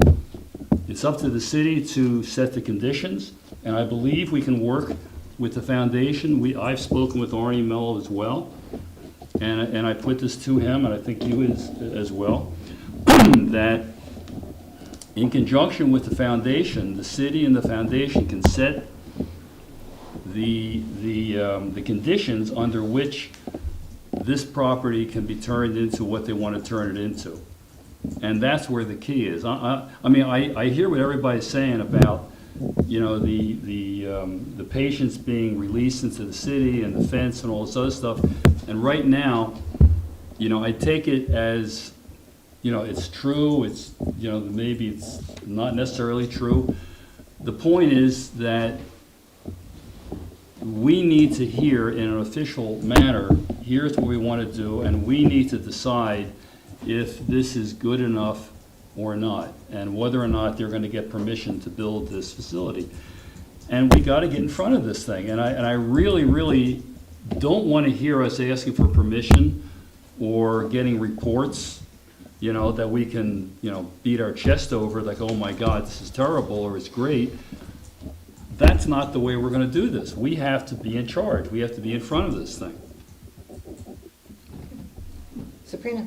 Was that passionate enough? It was passionate enough, and I would say that I agree with Ron that I don't think that we should be asking permission. I think that we should take a strong position on this and stating that we have a right, and I don't know if it's appropriate, but maybe it's our attorney that should put together some kind of a letter to the county or to this group to let them know what our, I don't want to say our demands, but they are in some ways demands. They are demands, don't be They are. ashamed of that. And then I just wanted to share that I've heard from many people in the community too, and the top three things that seem to be their concern is, number one, the location. It's not that they're against the facility, it's the location of the facility, and also wanting to have a Mendocino County preference policy so that we're not taking people from out of county. The whole idea of Measure B was to take care of our locals, and so that's something that's important. And then also that discharge policy. So I wanted to share their concerns and agree with Ron. So I would just like to add that I think what is appropriate is that we are involved not in any final decision until we're involved in the planning part of it. And that was not happening before. But I think it is appropriate that a subcommittee with our involvement look at what are the alternatives, what are the actual parameters of whatever they are proposing. And ultimately, I think we get a decision. We are in charge of what happens land use wise in the city, and it should come to us, but I think it should come to us. We should be involved way before then. We don't want the Measure B committee to go plan the entire thing and have their engineering drawings and everything else and plunk it down and say here. So I think it is very appropriate that we have our attorney put them under advisement that we do have authority in this case. At least we think we do based on the... Yeah, what I would suggest, we don't have anything on for action on the agenda for this. This is for information. Yeah. And perhaps it would be a good idea at your next meeting to specifically invite someone from the Measure B committee, perhaps the chair, and someone from the Howard Hospital Foundation who's involved with this, to give a presentation and to field questions from the public and from this body, and to take action then, following that presentation, maybe take action to prepare and approve a written response, a position paper. We will agendize an item every month, and so that's going to come next month, and I can specifically ask, I believe Sheriff Diamond is the chair, Sheriff Almond is the chair of the committee, and I can also ask whomever you'd like to attend. And I think that the agendized item should say, and possible action or direction to staff, so that we have that option available. And perhaps forming an ad hoc, like you mentioned, is also a good idea. Yeah. So. Although, if we're going to already meet in council every month, maybe we don't need an ad hoc committee, because I think we all want to talk about it. Yeah. Okay. I agree. I think this is something that's as important enough that we talk about it every month, and we all stay informed. I just have that strong feeling. And I do want to also just say my personal view at this point, without enough information to make any, it's sort of like what Stephanie says, we need to really have what is this facility before we say, yeah, it's a great idea, or no, it's a terrible idea. We don't really know what's being proposed yet exactly, but we hear a lot of rumors, and the rumors are concerning. I think we have a definite need in this county for mental health facility, and I'm not opposed in theory to the Howard Hospital location being used for that purpose, provided it is an appropriate and has safeguards for the community, including mitigation of potential adverse effects. The idea of having a 15-foot fence around the whole thing makes it a prison rather than a mental health facility. So those are things that I really am concerned about as well. But it's premature for me to say yeah or no, because we don't really know what they're proposing. I have one more thing I'd like to say. When I was 19, I worked on RTC ward at Talmadge State Hospital. Believe me, I know what happens there. Okay. And I'll tell you another thing. When they get out and they start doing the thing called bush therapy, I'll give you only 2 guesses what that is. Okay. And that isn't the only thing. A lot of kids I'm out sorry, and but they go staggering out the gates. Yeah. I don't want them in our city either. I hear you, but we did close off the public hearing, and so, I mean, I don't. realize that. Yeah, By golly, I'm all shook up. yeah, I appreciate that, and I did let you speak for a while, but I don't Well, want and I have property values too, not just for to. All right. Ron. All right, we need to be proactive on this thing. I really don't like what I'm hearing about we're gonna listen to reports and decide if we like it or not. I would like to direct our city attorney to prepare a resolution that will establish our authority over this project. Let's get that in place right off the bat, and that's our starting point, and everything moves from there. Then they can come to us with all the reports they want. You know, anybody, and I'm not particularly interested in deciding what this facility is going to look like. I mean, that's their job. Let them do that. Whenever anybody wants to open up a business in this town, we don't sit down with them. Well, maybe staff does to some degree, but we don't sit down and say, where are you going to put your doors and what kind of noise, and you know, we don't get specific. They bring the project to us, we say we like it or we don't like it, you need to change this or that. That's the end of the discussion. They either get permission or they don't get permission. That's the way we need to approach this the same way.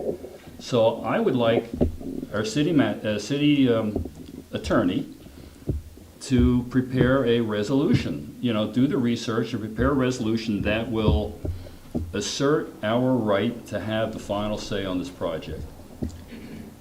Oh, And again, I would agree with Ron. Okay, well, we cannot, that would be on the agenda for next meeting. Give if direction. We're giving direction. Yeah, but by putting it, since our agenda doesn't speak to that action, there might have been scores of people who would have shown up to participate in discussion on this, and they're not here. Okay. So I really recommend we put it on the agenda, and we can state a position in a resolution, but we can't grant authority unless the law gives us the authority. The resolution itself cannot establish what our that's part legal right is. of that's part of where I'm going to. I think we have the authority, and I would like you to find it. Now, here's the thing: I'm not going to be at the next meeting, so. So you're You know, trying I don't to get want your this vote thing in to get now. away from me. You can certainly direct me to research this issue thoroughly and to come back to you with my. That's where I'm going. All right. It doesn't even, yeah. So you're saying that I think what we've heard here is enough direction that we do want something like that coming back to us. I'll prepare something. Thank you.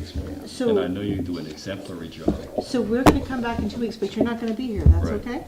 Yeah. Okay. Also, I would. But you just know that in 4 weeks, if you guys do the wrong thing, you're gonna hear about it. And I would just, and mindful of how much is on the plate of our city staff and our city attorney, that if there's any volunteers from the council that want to assist in writing what they think is an appropriate resolution, that we take that on rather than having a lot of staff time. I don't think any of us have the expertise for that. Well, not the legal opinion part of it, but if you want to have something more on the agenda. I guess I just kind of think, I get the spirit, Ron, but I think I agree with what our attorney said earlier, was that, you know, we listen to what they're saying, now we've got their attention.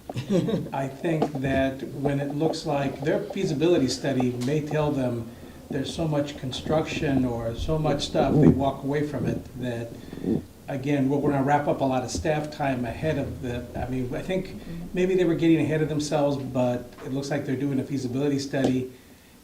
We definitely wanna make it known to them that we have some concerns, and I get with Jim doing some research, but I guess I would rather invite them here, which is what we asked them to do. And if Jed doesn't carry the weight or doesn't have all the information, it gives the opportunity for more public to show up and express those concerns. It may be that they get more of an earful, and then I think with the force of all of that public showing up, I think even more so. I think what they're doing so far is a needs assessment It's a rather needs than a assessment. feasibility study. And my understanding is that needs assessment will take 90 days. So it's not something that's, imminent. Yeah. But again, I just want to, I mean, Jerry, I love you like a son, but you've only been on the council for 2 years, and You haven't sat at, I gotta tell you, Ron, you haven't sat up at the hospital. No, with no, mental no, health you know, patients you don't. dealing Come with- on, That's not where I'm, that's not Let's where I'm not going. repeat I'm not ourselves talking- or get into it. I'm not talking Please, about that. please. What I'm talking about is the mindset where, for most of your career, you have followed the principles set by others. The rules were made by others. We're up here, we're making the rules for this city. And that's a comfort zone that I have. And, I'm not trying to be a jerk about the thing, but the fact, again, I'm not interested in getting permission from any other entity for us to make suggestions. I'm not interested in having, them decide if they want to hear our suggestions or not. We're in control here. We have to establish that irrefutably. We've heard that. I know that, but I just want to make sure that it sticks. We've heard You know, that, and we have a this is- legal this is key. advice, so. I want to make sure that it's understood, because I'm hearing too much Well, wishy-washiness. actually, what you're hearing is that there are 5 council members, and we all have an opinion. I understand that. And many of All us right. agree with what you're Fine. saying, but I don't think we need to say it 3 times to get us all in agreement. And I think we have other people who are here for some other items, and I'd like to keep moving on. And we'll have this on our agenda 2 weeks from now. So, and I'm just going to recap so I perfectly understand what's going to be expected. We are going to agendize a meeting to discuss this issue. Our action item is to adopt a resolution simply stating our legal rights as it pertains to a potential mental health care facility at the Howard Hospital. Did I hear 3 votes that we're going to invite the chair of the Measure B committee? I think that's good. Yeah. Okay, and so we will Not invite votes, but- him, and we'll see if he comes. Yeah. Nodding of heads. I would also, I believe there's another member of our community on that committee, Mr. Barash. Oh, Barish. Barish. Ace Barish. Ace Barish. I don't want to cause any Brown Act issues for them, but I think if he's part of this community, maybe he should be invited as well, but at your discretion. I don't know what you folks think about that. Unless it creates a Brown Act problem, I think that's appropriate, yeah. No, I don't see a Brown Act. For them. For them. For their committee. For have to send a single person? There's going to be 3 people. If We're gonna it's ask Jed that they send and 3 Ace people. Barish and Okay. Tom Alban. Their It's a committee of committee is 9. 9, so So it's it's not not a a majority problem. that's coming. Good. Okay, I will invite all Total is 3 of 11. those people. Thank you. And anything else? But we're not going to really have much of a staff report other than we're going to outline our legal rights. What are our legal rights? That's what we're Sounds going to good. A good idea. Do you need a motion for that? Not now. No, I don't We, think so. Okay. we aren't supposed to have Not now. a. Just direction. No, It's just a give us nodding feedback. of heads sort of thing. Now, we're going on. Staff has been given direction. Thank you very much. Good. More verbal reports from our city manager. Were you going to explain a little bit of this at all, or not? I can. I have my little list of things. I can't. Just very briefly. Very briefly, today we went over a goal-setting session, and you can see those goals at the side. And we have sort of our list of things on our plate, things that we really want to be on our plate the next 2 years, but we're pretty overwhelmed. But those are things that we think are extremely important. And then to be prioritized are all the things that we'd love to do and we want to do, and we're sort of overwhelmed, and we need some council direction on which do we attack first. And so I thought we had a really good, productive session.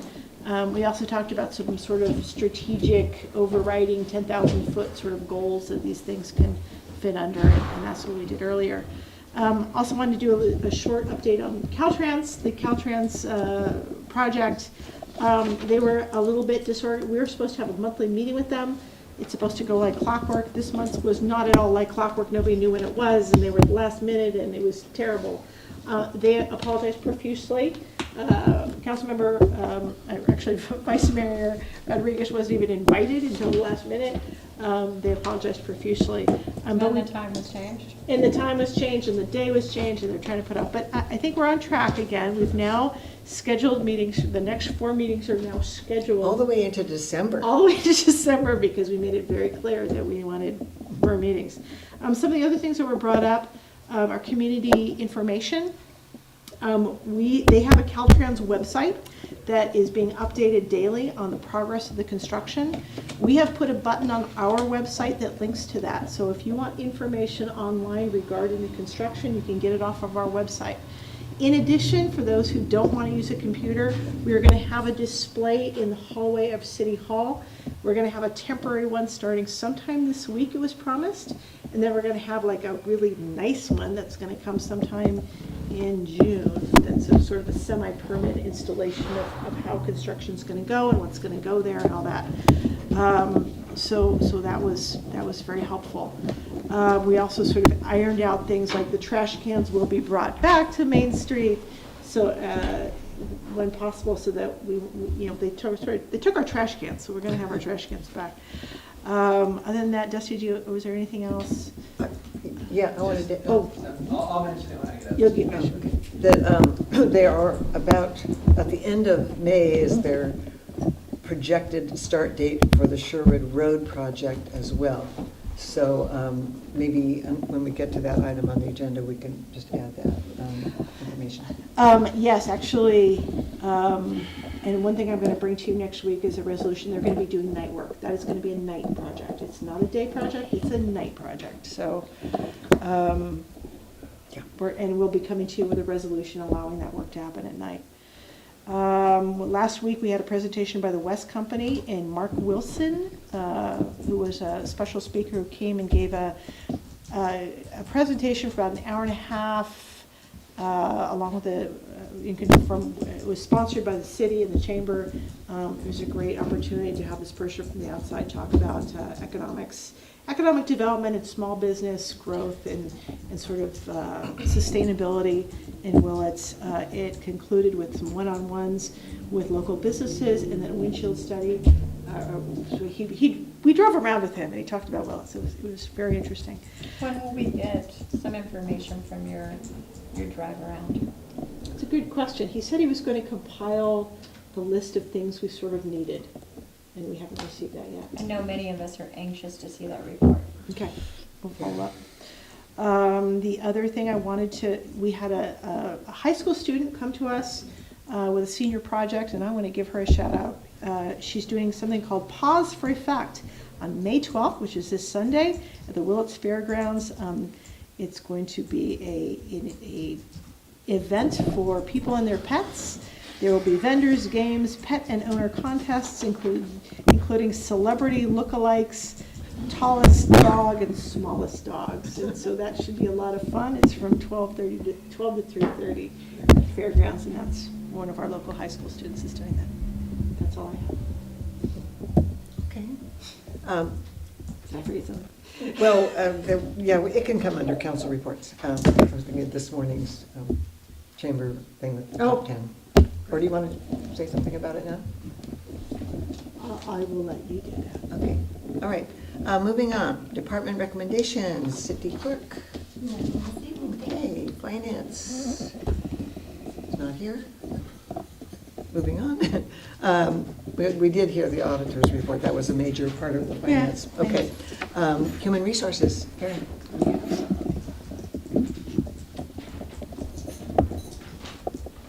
Good evening, council members, Mayor Strong, Karen Stevenson, Human Resources. I do sound better, I think. I want to take a few minutes of council's time to share with you that this is National City Clerk Appreciation Week. Oh. Yay. In light of this, I would like to officially recognize Kathy Moorhead, our city clerk. We are fortunate to have someone like Kathy who is extremely dedicated. She's extremely dedicated, committed, knowledgeable, experienced, flexible, as well as she truly loves the city. Many do not realize all Kathy does for the city of Willits, so I'd like to point out some of those things for you. First of all, the city clerk performs various functions required by the government code, as well as other duties that she provides for administration of city services. And she has a very broad range of responsibilities. For the city council, she provides supports as preparing the agendas, posting the agendas online, sending them out via email and mail. She provides clerical support to the mayor and the city council, including correspondence, reservations, expenses, proclamations, certificates. She conducts recruitment for various city committees and commissions. She coordinates annual city council recognition and facilitates the commission and committee application process for all advisory boards. For the city administration support, she does things such as provides clerical support to the city manager, processes applications for the use of city parks and facilities, answers millions of city inquiries made by mail, telephone, or in person. She acts as the city's agent for services of process. She receives and processes all claims filed against the city by the general public, and she is responsible for the codification of city ordinances into the municipal code. She also manages the election services, which includes providing prospective city council members with candidate filing packets. She coordinates with the County of Mendocino Elections Department to conduct city elections. She administers the filings for all appointed and elected officials identified in the Political Reform Act and the city's Conflict of Interest Code. She also takes care of record management services, such as maintaining official city records available in various media. She updates the City of Willits Municipal Code. She tracks insurance for council-approved projects and agreements. She acts as the custodian of records and of the city seal certificate, or certifies the accuracy and the validity of certain city documents as official records by signature and by affixing the seal of the City of Willits. She develops and maintains the city's records retention schedule to ensure the proper storage, maintenance, and disposal of municipal records citywide. She also backfills for the city manager while still performing all of those duties. Kathy, your efforts for providing exceptional customer service and support to our community year after year has not gone unnoticed. You play a critical role in our city's success, and we appreciate all you do and the positive impact you make on a daily basis. Thank you for working with so much dedication and devotion to the City of Willits. Keep up the great work.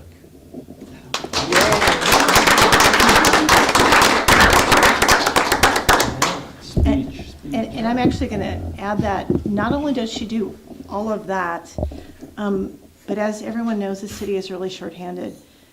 And I have to say that Kathy actually does a lot of what I used to do as an assistant city manager. She does policy issues. She handles a lot of city business that is very high level, and she's a trusted policy analyst. She understands the policies of the city, and she's invaluable in that role.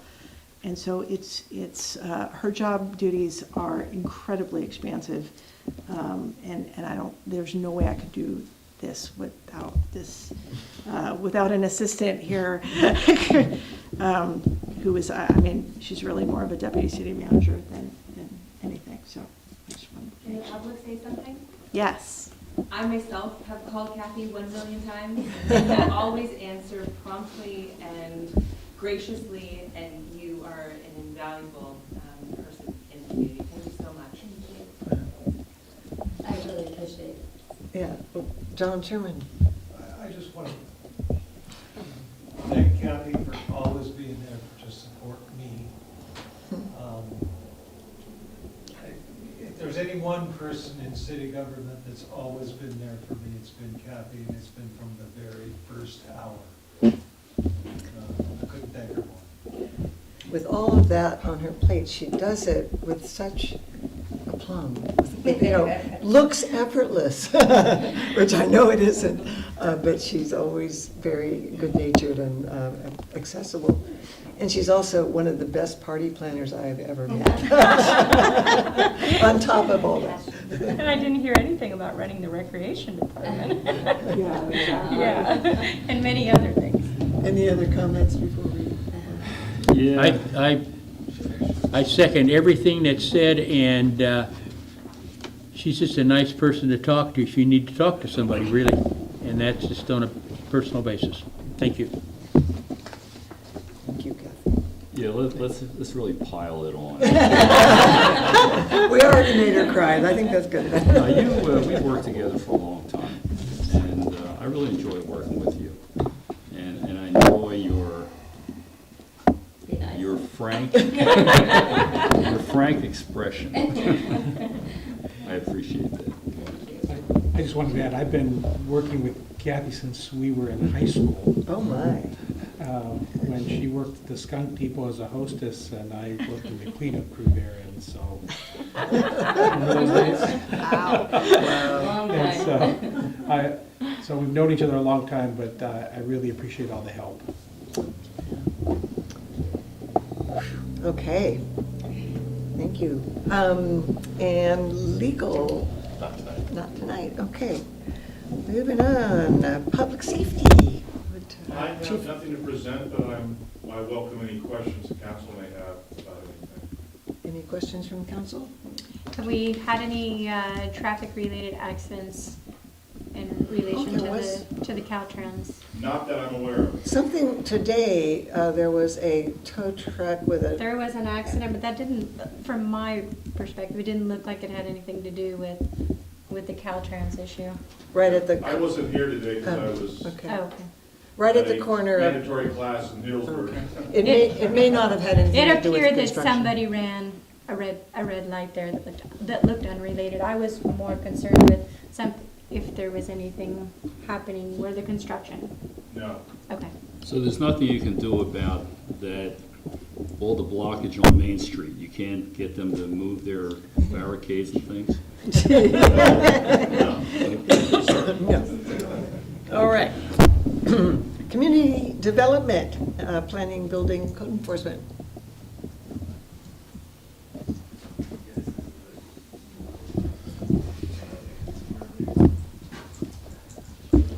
Good evening, Mayor Strong, council members, Dusty Dooley, your city planner. Kathy also has another side to her too. She's also the one that kind of kicks our behind if we try to miss a deadline. And she has a pretty sneaky left hook.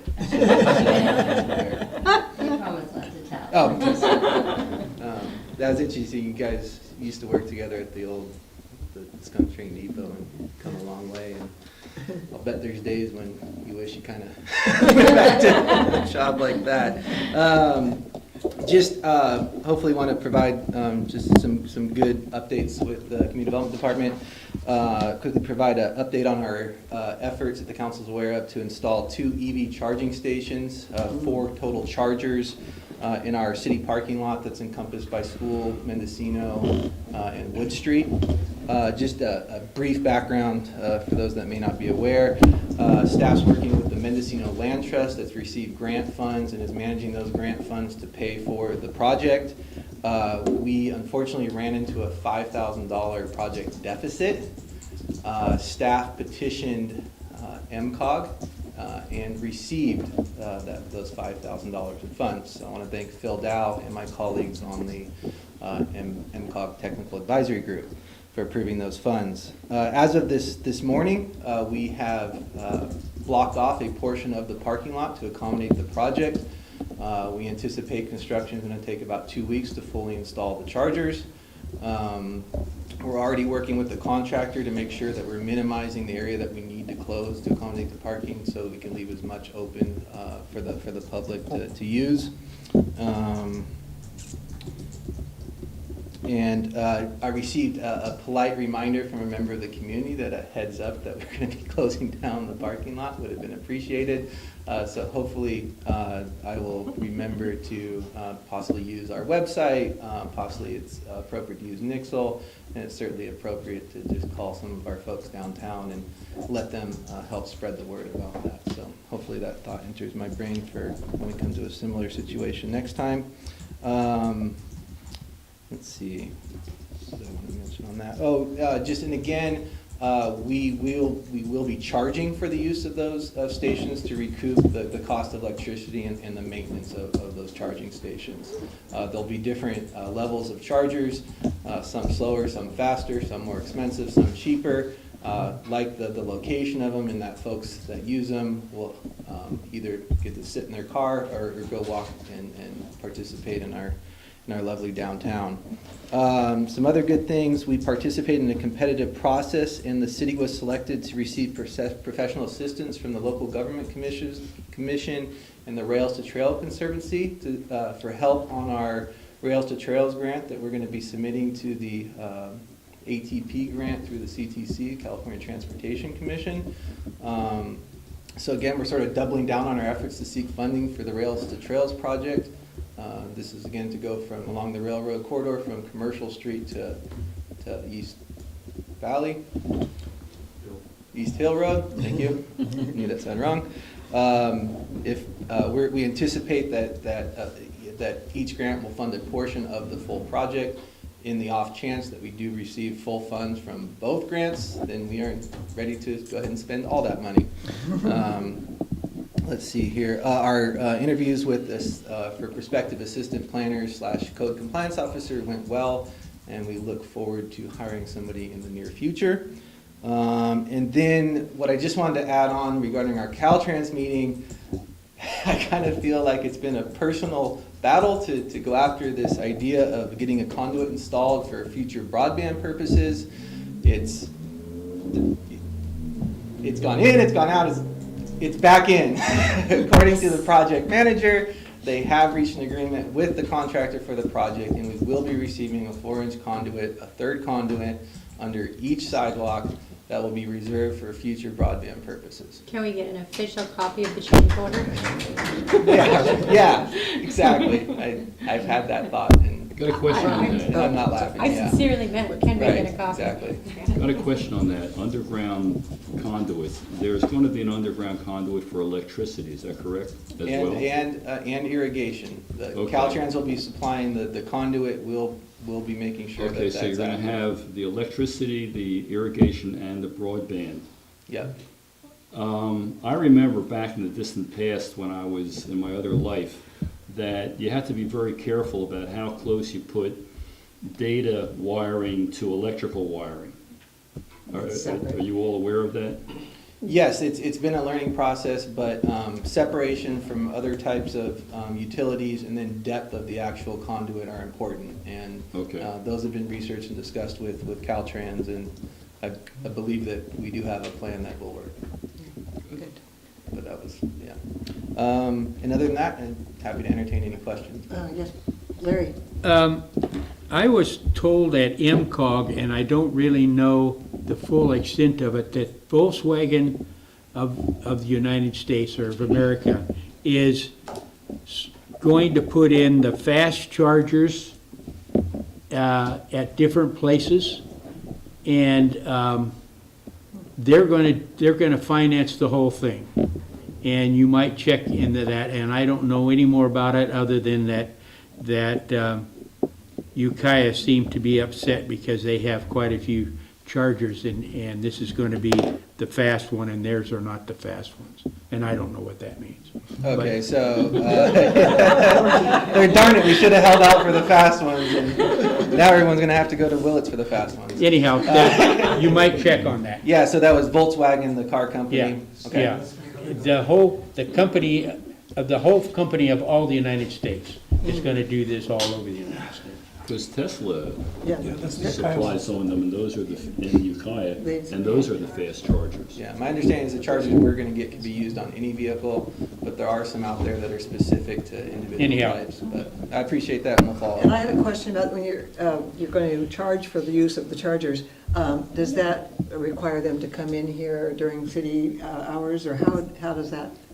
You slide your card. Oh, okay. Mhm. So it can It'll be be done actually a any physical hour of the thing on the day or charger. whatever. Okay. Yeah. And then I had also one other question that a couple people every so often just ask me.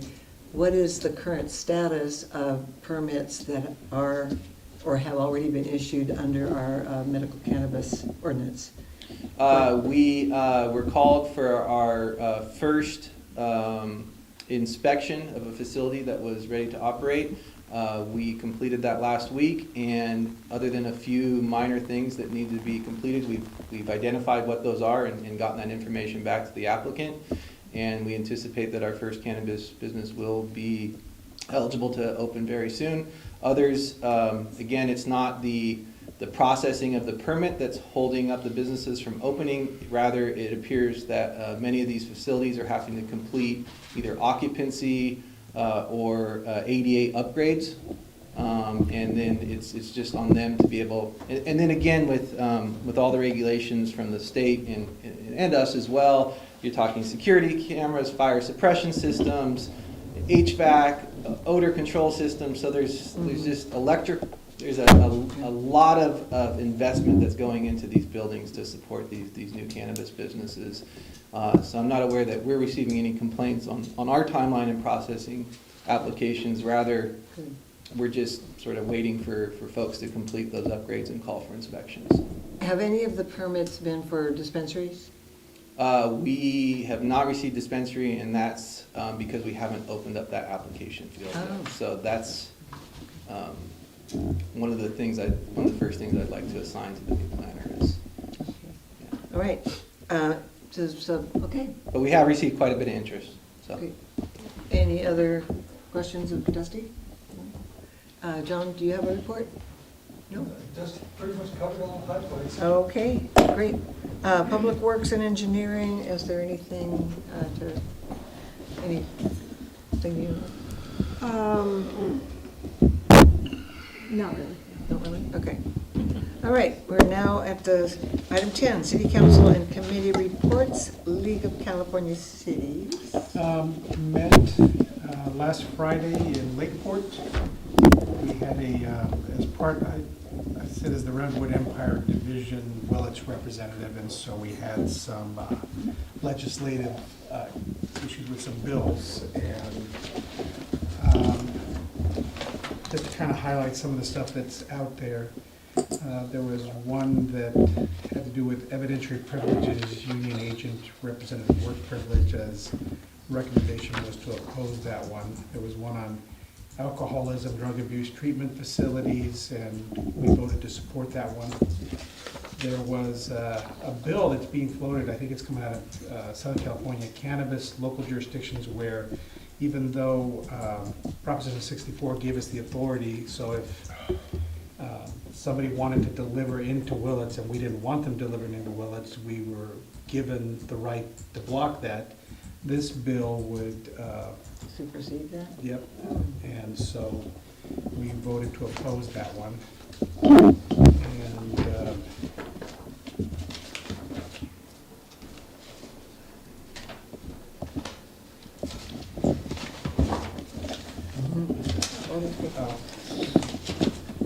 won't go through all that, but, and then we had our business meeting, and I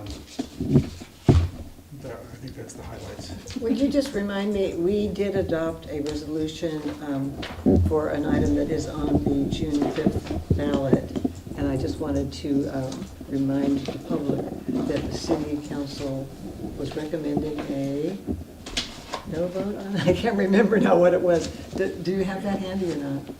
No? What was that? We adopted just a month ago or so.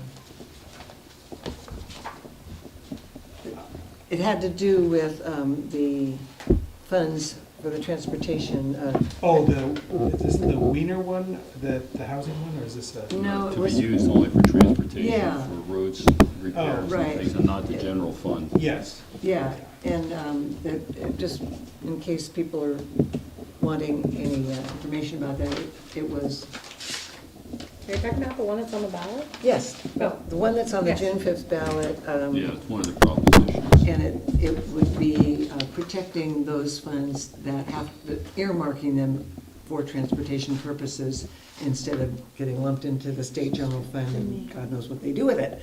So just to advise voters about that. Okay. Oh, I did have one more thing. One of the other bills that had to do with joint powers agreements and liability for PERS, and that any joint powers agreement JPA we sit on, if this passes, that we could end up with liability associated for folks that don't even work for us. Oh. So that was one we voted. The league opposes that. Yeah. Okay, MCOG. MCOG met Monday, and we had a presentation by Ukiah High School students in Lakeville Middle School, and for a safe route to school, and they gave us an update on it and brought some slides, and it was very interesting. We did budget for next year, and that was just about it, other than the information on the Great California Redwood Trail. And the thing that was so interesting to me, this is started in 18, and they've already had 3 amendments on it and have gone through the legislature 3 times.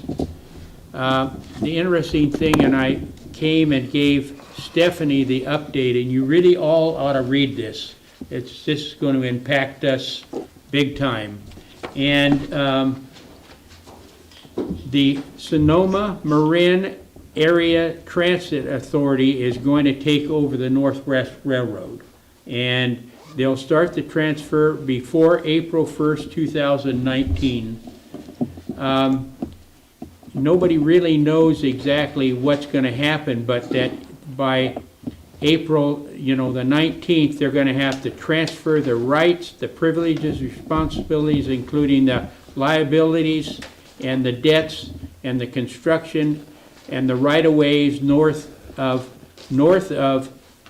and this was the big one, nobody knows where 142.5 is in the center of Willits. Nobody in the state or nobody in anywhere knows where that marker is. And I walked up and down the street, and they don't put them up like signs. So anyhow, that was a thing, and I asked Stephanie to look for it, and they're looking for it someplace. The state is.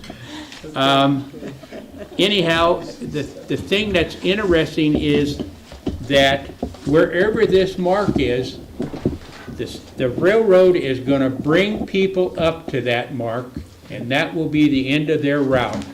They're going to let the people and the freight off at that particular time, and then the people are going to walk from there, either with bike or walk or horses, from that time all the way up to Arcata and through the canyon, and that's going to be the thing. The Willits News was the first one that came up with that, and I thanked him for the article that was in the paper, and was the first thing that I heard about it. So when I got into this, there's going to be just a whole lot of changes in the next 5 years, and Willits needs to be on board to talk about getting the tourist here. This is going to be one of the big ones, and there's going to be people from all over the world that want to come and walk this trail. And so we need to be, as a city of Willits, we need prepared for it, and we need to be with it. There's only one member from the Mendocino County that's going to be on the board, and there's going to be quite a few people from Sonoma, Mendocino, and the Golden Gate Transit's even going to have membership. Sonoma, Marin, and Transit. I do think we should ask, I guess it's McGuire, Senator McGuire, to give the counties where this trail is actually going to be located, more representation. It's going to be right along the rail. I know, and I'm saying, we shouldn't have that committee only represent the population centers. It should also represent where the trail is actually going to go through, so that our counties have. We need to have somebody come from McGuire's, in my estimation, come from McGuire's office and explain it to us and have it on the agenda so that we can know and the people in Willits will know what about this, because I don't think that very many people know about it. That's a good idea. I actually, when I was searching for that milepost, I actually called Senator McGuire's office and spoke to his aide who's actually working on the project, and I invited them to come, and he said he would love to come and talk about the project, and I thought that would be great. So hopefully we'll agendize that once they find out where mile marker 142.5 is. Okay, that'd be good. I hope it isn't like just in the middle of a field someplace, you know. Actually a place where people can get out. And, well, they intended it to be right in Willits, hopefully right on Commercial. Yeah. Yeah. That was their intention. Okay. They may have to amend it. Yeah. Thank you. Yeah, that's great. Okay, EDFC hasn't met since our meeting 2 weeks ago, but I just want to remind people that there is this Access to Capital event that they are putting on May 17th. It's in Ukiah at the Grace Hudson Museum. And anyone in our community in particular who is looking for capital for their enterprise, either a brand new enterprise or to expand, this is a very great opportunity to get on board with loans from EDFC, Economic Development. The Mendocino Solid Waste met just almost 2 weeks ago. It was the day after our last meeting. And the budget appears to be on track. The actuals and the budget are in line. Illegal dumping, they are now trying to really get a tracking system up for illegal dumping, but it hasn't been tracked in the past very well, so they're trying to get sort of a baseline and begin a process of enforcement on illegal dumping. There is going to be a tire amnesty program June 4th to 9th, and I didn't jot down the location of that, but anyone who has old tires they want to get rid of, check the MendoRecycle.com or .org, whatever it is. Anyway, check their website, June 4th to 9th. They are dealing with a Central Coast transfer station that's in limbo. They're trying to identify a property swap for a suitable location. It's been on the agenda for actually many months. It's been difficult.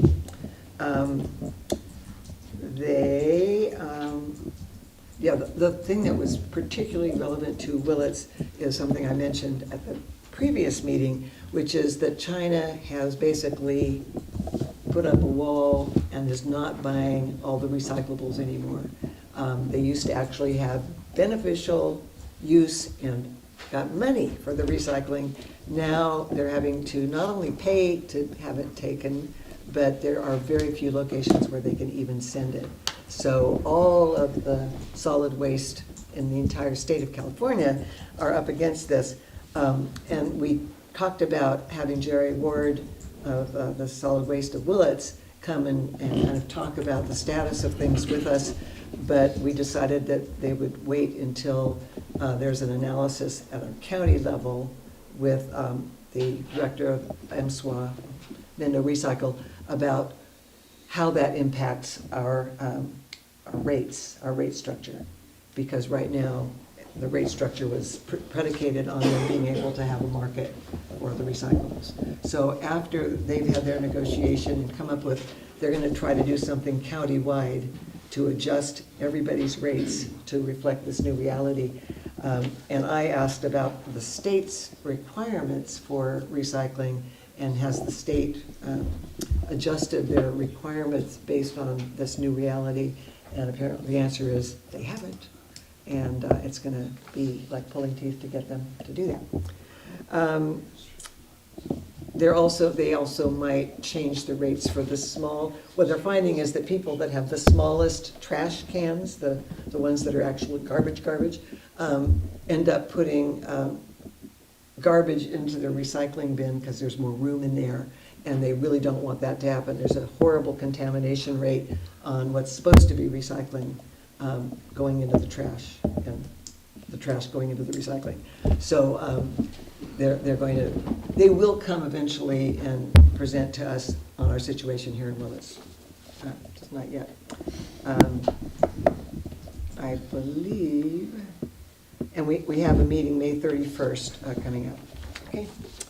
And next on our agenda. Time out, I need to ask a question. Sure. Originally, when Jerry Ward came to us, he wanted to do something about a street cleaner for Willits in one of his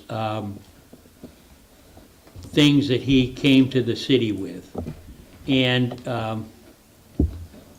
do you know any more about that? Did it go anywhere other than just talk but you remember it or not? Am I just thinking remember about it, but it has not come up at the MSWA meetings, and I believe Adrian Moore, there was some reason why it wasn't cost effective for them to buy our equipment, or I don't remember exactly what happened. Would you find out about that? Okay. That would be a boom to Willits to get somebody to. Yeah. I don't remember what we can come up with. Thank you. Okay. Thanks for that question. We are now at MTA. Have they met? MTA has not met, but I've been in communication with Carla Meyer, who wanted to ensure that MTA has a seat at the table in discussions surrounding the downtown transition. And I'm wondering, with the changes at the Caltrans meeting on Monday, was she able to attend last minute? No, but there were several communications back and forth, and what we did find out, and I don't know whether, Dusty, you'd like to report out, is that we determined there were no official bus stops in that we have. How they've termed it is that we had no official stops, we have timed stops and not bus stops, and therefore everything had been complied with, and the MTA representatives seemed to be satisfied with that because everything complied with ADA. It's still going to be important to meet with Carla and see if she has a different feeling or different expectations about it. Okay. But apparently there's been communication between the two entities, and the thought is that the ADA accommodations have been met. But Okay. Yeah, so Caltrans thinks that they have. I'll chat with Carla some more Make just sure. to make sure she's feeling good. And I imagine we'll invite her to the next meeting too. Oh, absolutely. Okay. Yes, Because I know that over the years, there were some that are just those little spots where the bus stops, but there were a couple that came before council, and we did as red zone for formal bus stops. So just not for today, but just. Yeah, and that's interesting to know because we were told that there weren't any here. So I would love They that have a definition of. Can you believe there were, Jerry? I know I did one for when Baxter was running. Good to know. The red zone, they would need that even if it's just a timed stop, but they don't have, I think it's their terminology about what's an official stop or not, but let's make sure that. Yeah, it's very important to make sure that on both ends we're in compliance, and MTA is a little disappointed that in the last year and a half that they haven't been invited to the table, and so I want to make sure that we're talking, that there's good communication with them. They didn't have a meeting this month, but I do want to remind you that we're still planning on running the summer trolley, which is a partnership between the Visit Willits Tourism Board and MTA, and sponsored by local businesses. And the summer trolley will run June 22nd to July 4th.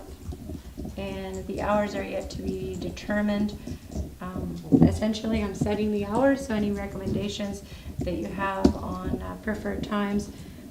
The 4th of July will run in the morning and through the mid-afternoon, I know that for sure.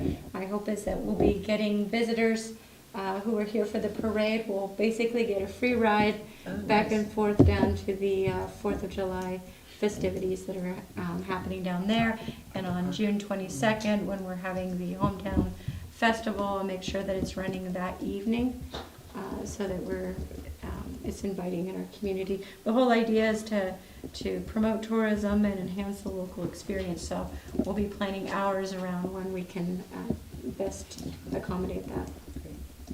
I'm sure, by the way, that MTA is going to feel the pain during the construction period trying to run their buses, but at the end of that, we make sure that there's no remaining constraints there.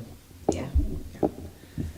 Okay, MTA, next is LAFCO. LAFCO met on Monday, and we continued a public hearing on the draft multi-district fire protection services sphere of influence, and there were some changes to be made. We passed that. We had a public hearing on our 2018-2019 budget and work plan, and we held a workshop for the Redwood Coast Fire Protection District Municipal Service Review. Workshops where kind of like you bring it in and we get to ask questions if the participants are there, and then any changes, and then it'll come back to LAFCO. We had some policy updates, one of them on our email electronic devices. We accepted our legislative platform based on Cal LAFCO so that we could support things or have, so we'd have direction there. And we reviewed our current work plan, and update I got is again that they hope to bring back our sphere of influence in August, that they've hired a consultant to work with the city, and so that's where we're at. And I just want to mention LAFCO's meetings are on the internet, and their agendas are there at the MendocinoLAFCO.org. The sphere of influence is a requirement before we can do any annexations, and so it's could be very important for our planning department. Okay, moving on. Finance Committee we met before reviewing the audit, before came here, but you heard everything we heard, and then some. So you don't need any more of that, I don't think. Wastewater and Water Committee, did they? Did meet. Did not meet. Okay. Revite Ed. I think we reported on this. We haven't met since. No, but and just so you're aware, Desi just sent me the emails for our subcommittee on signs, and I'll try and send out a email chain tomorrow. I think you sent it to me this past weekend, and so I'll send something out to everybody there. We're still looking for someone. From the south. Yeah. From where? From the south end, if you know of a southern business or somebody down there that. Okay. Yeah, I thought about asking Yoakum. I'll shoot some ideas out. Yeah, but if you know of somebody that. So that's what I got. So the ad hoc committee, Caltrans, we did have a meeting, and there's going to be a monthly meeting, and we set the dates all the way to December.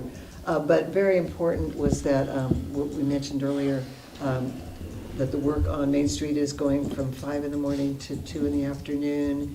They're doing segment by segment. There will be eventually, hopefully soon, a display here at City Hall showing where those segments are and what the tentative schedule for when each of them is going to be impacted by the construction. It's always tentative because it depends on what happens in the ground. So sometimes the construction schedule is not, it's going to either be faster, that would be great, or slower. But there's also a lot of information and a link from the city's website to Caltrans, so people can find out where is it that they're going to be and where are they going to be next. And okay, and yeah, go ahead.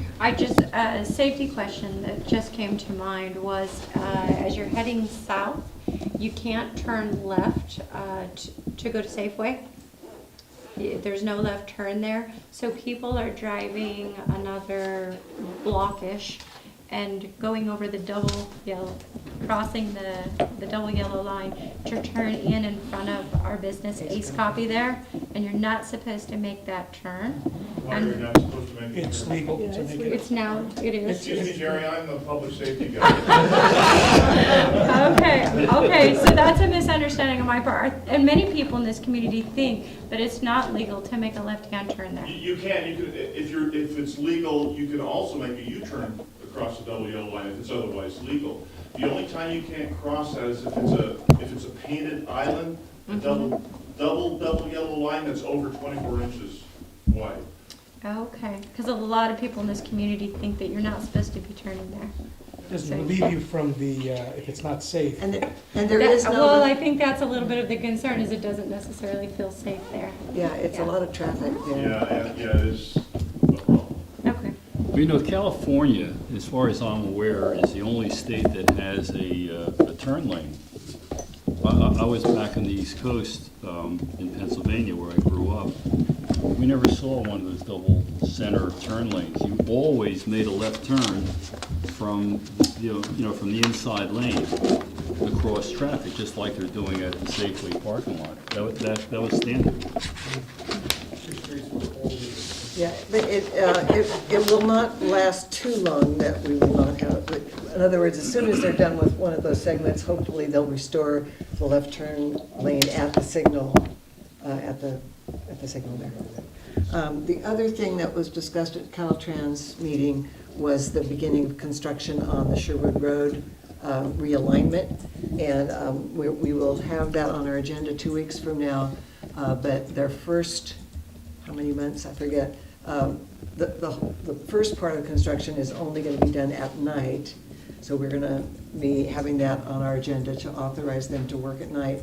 And that's the initial excavation where they are going to have some stoppage of traffic. So they won't be stopping traffic during the daytime hours when there's a lot of traffic, definitely not during school hours, et cetera.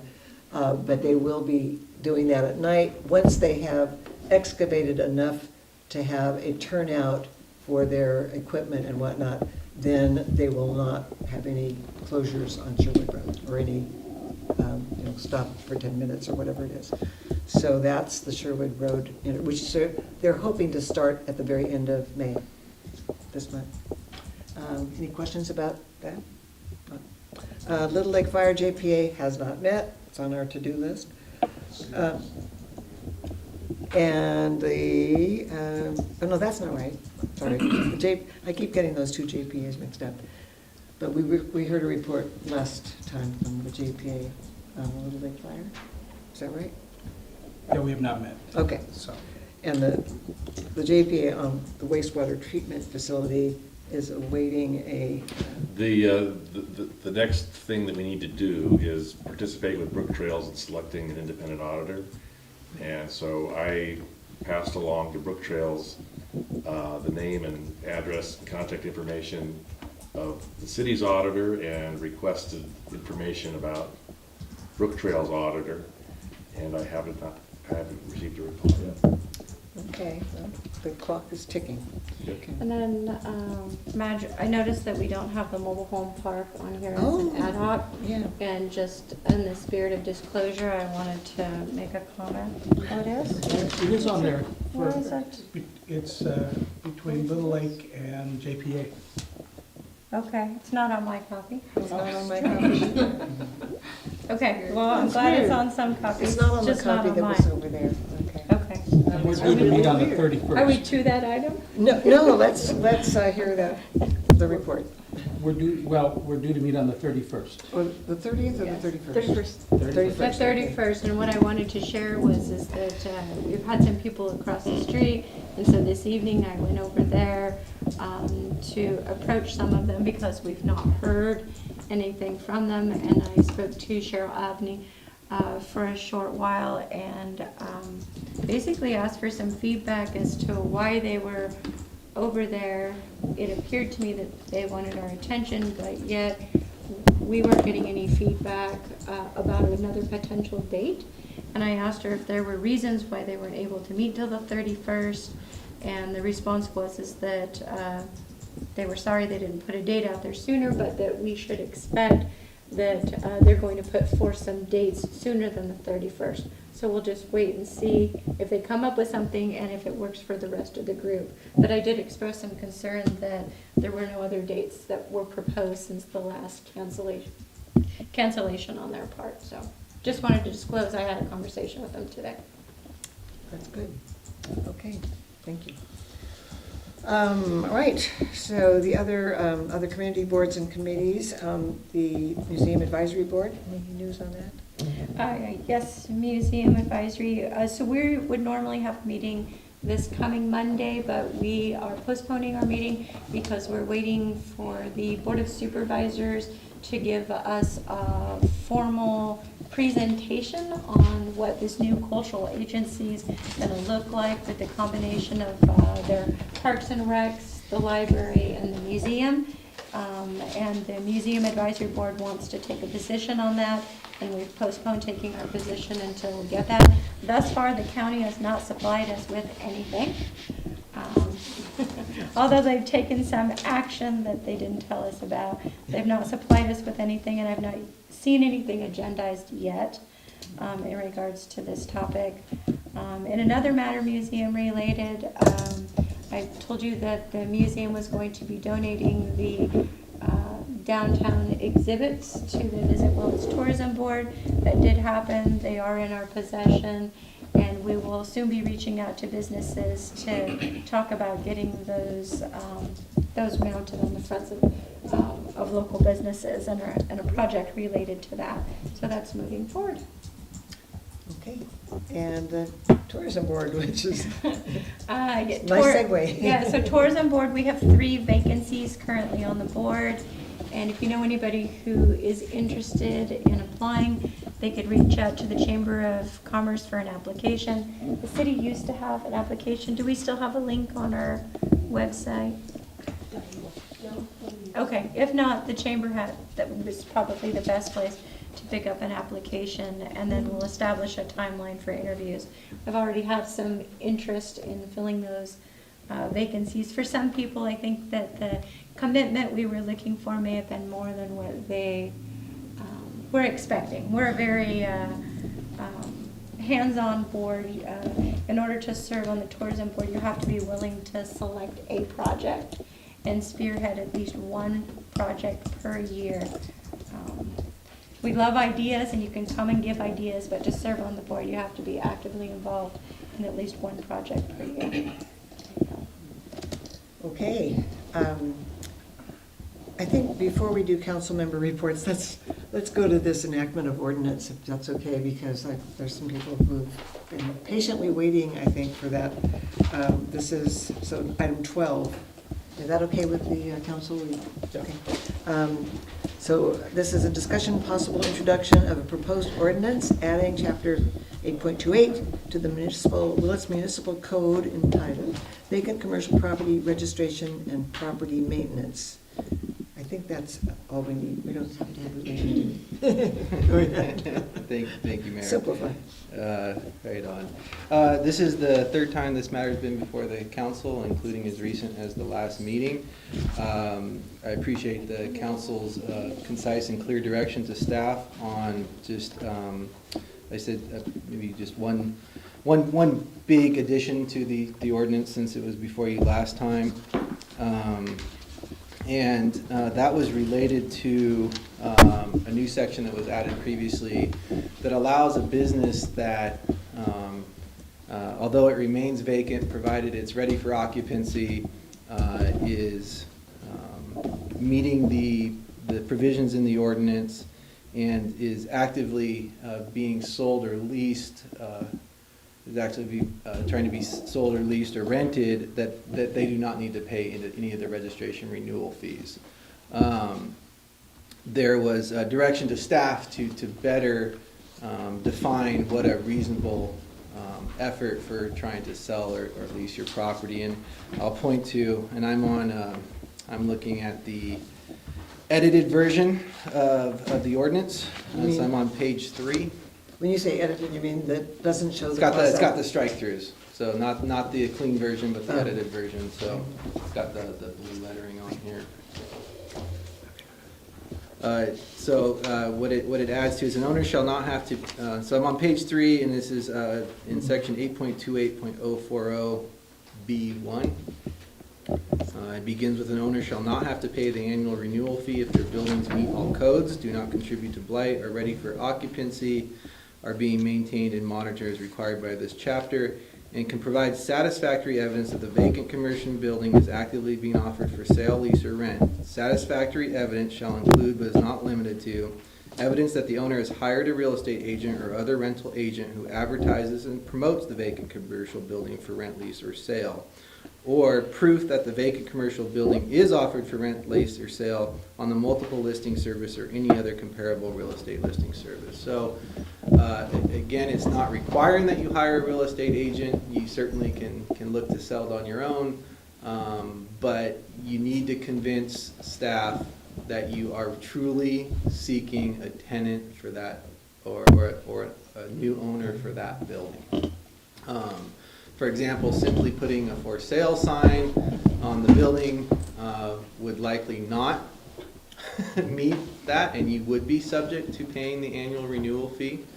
We will have recommended fees for you at the next hearing, should you introduce it tonight, and it'll be before you next time for formal adoption. The initial fee that everyone would be subject to is we're going to recommend it just be $100.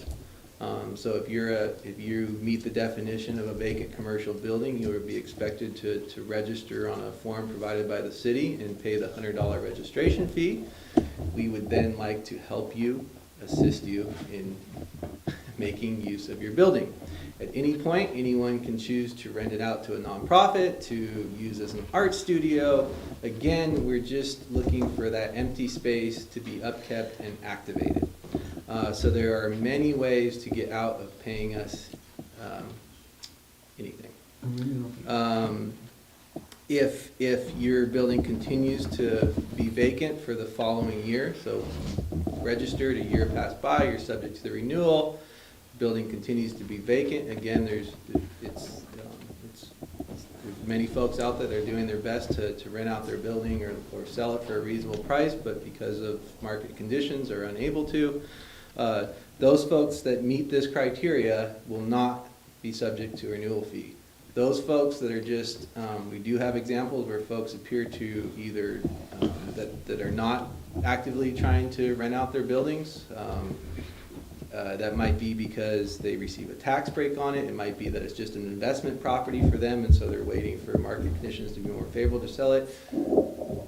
Or the building's in such poor condition that it couldn't even be rented out if they wanted to.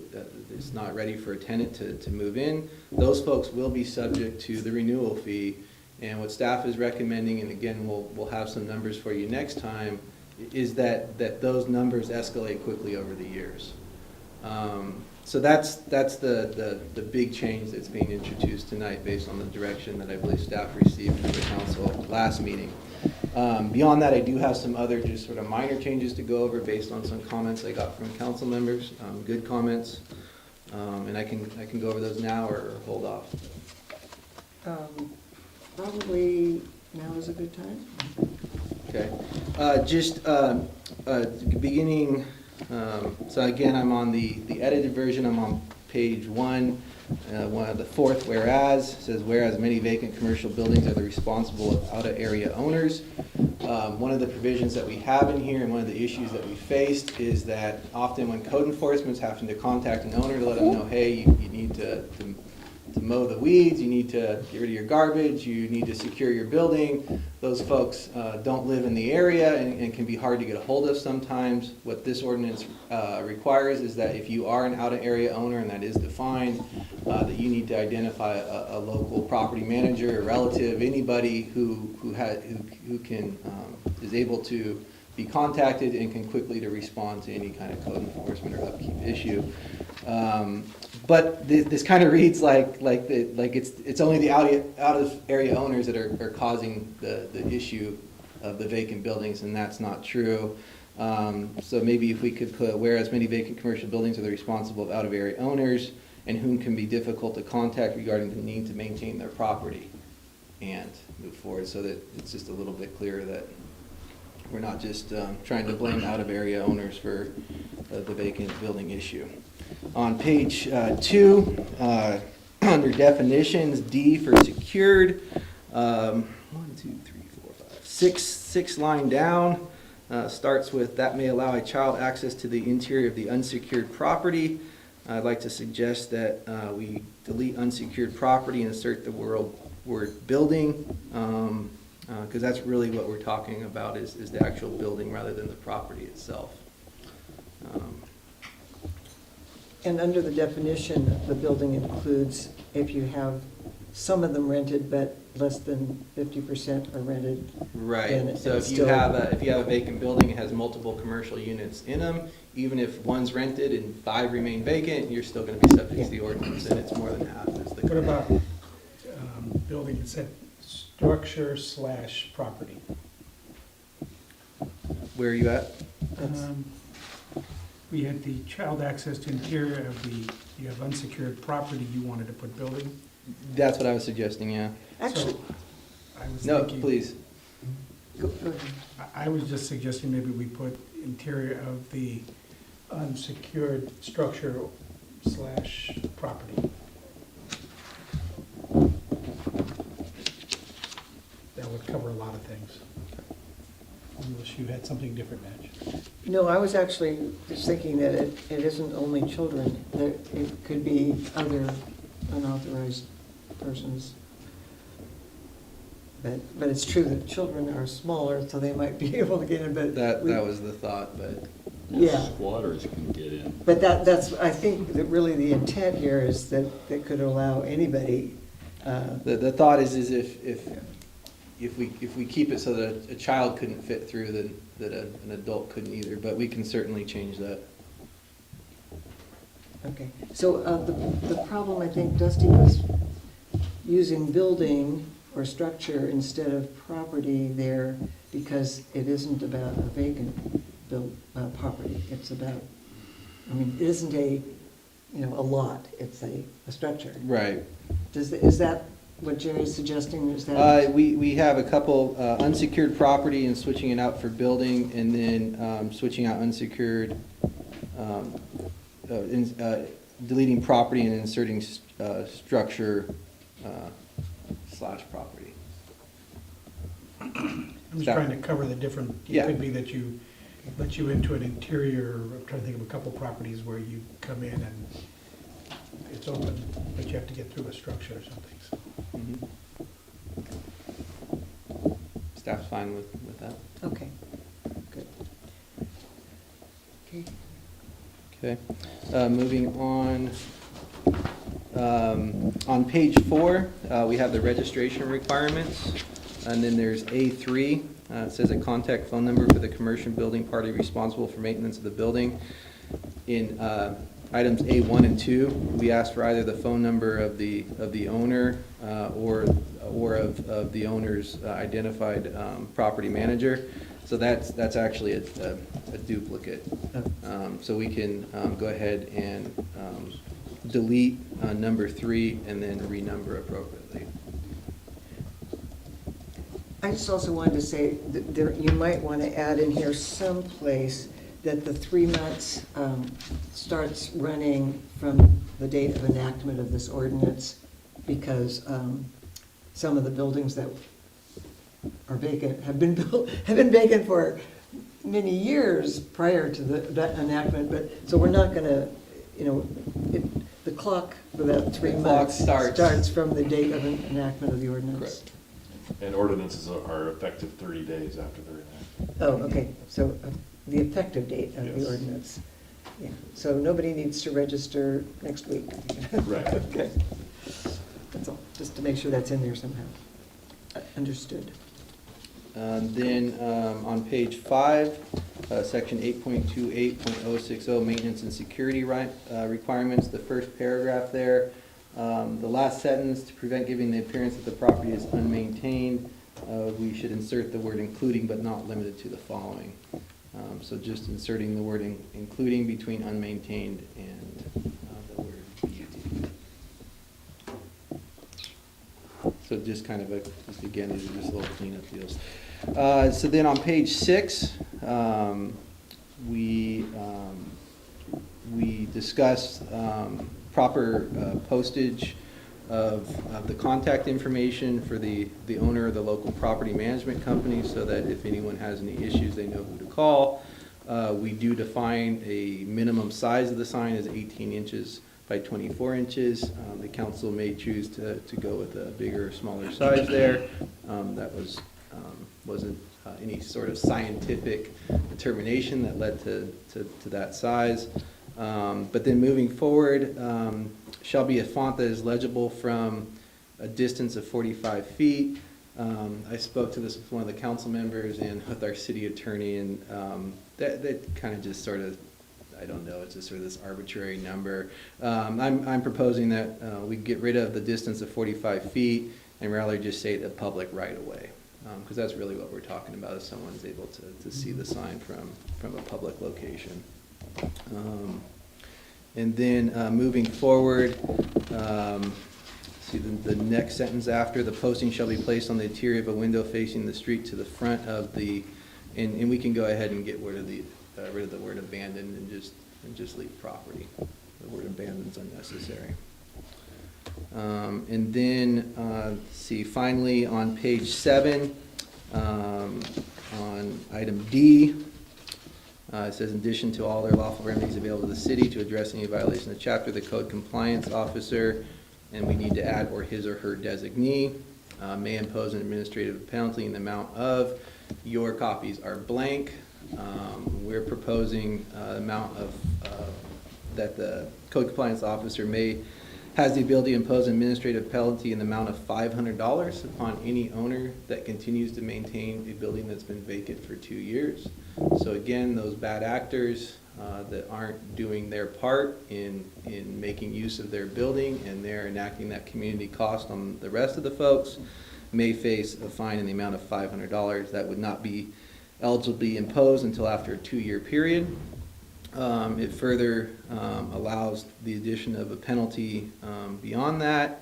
Additional penalties, this I'm reading at the very end, the last sentence in that paragraph. Additional penalties may be imposed semi-annually as long as the building remains vacant. A second and any subsequent penalty shall be in the amount not to exceed $3,000. So again, it's setting a cap and providing the code compliance officer to determine an administrative penalty amount underneath that.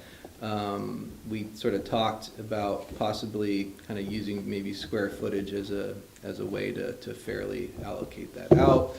So again, this is a change that happened at the previous version that was before you last meeting, and again, it's trying to provide some teeth to the ordinance, and hopefully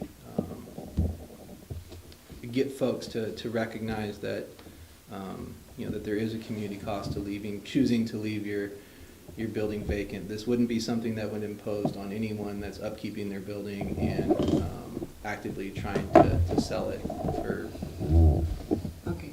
Before I recognize. And that's all the changes that I had identified. I'm happy to answer any questions. So before I recognize Ron, I wanted to remind, my guidelines are that I like to hear from the public before we express our opinions or substantive comments about something.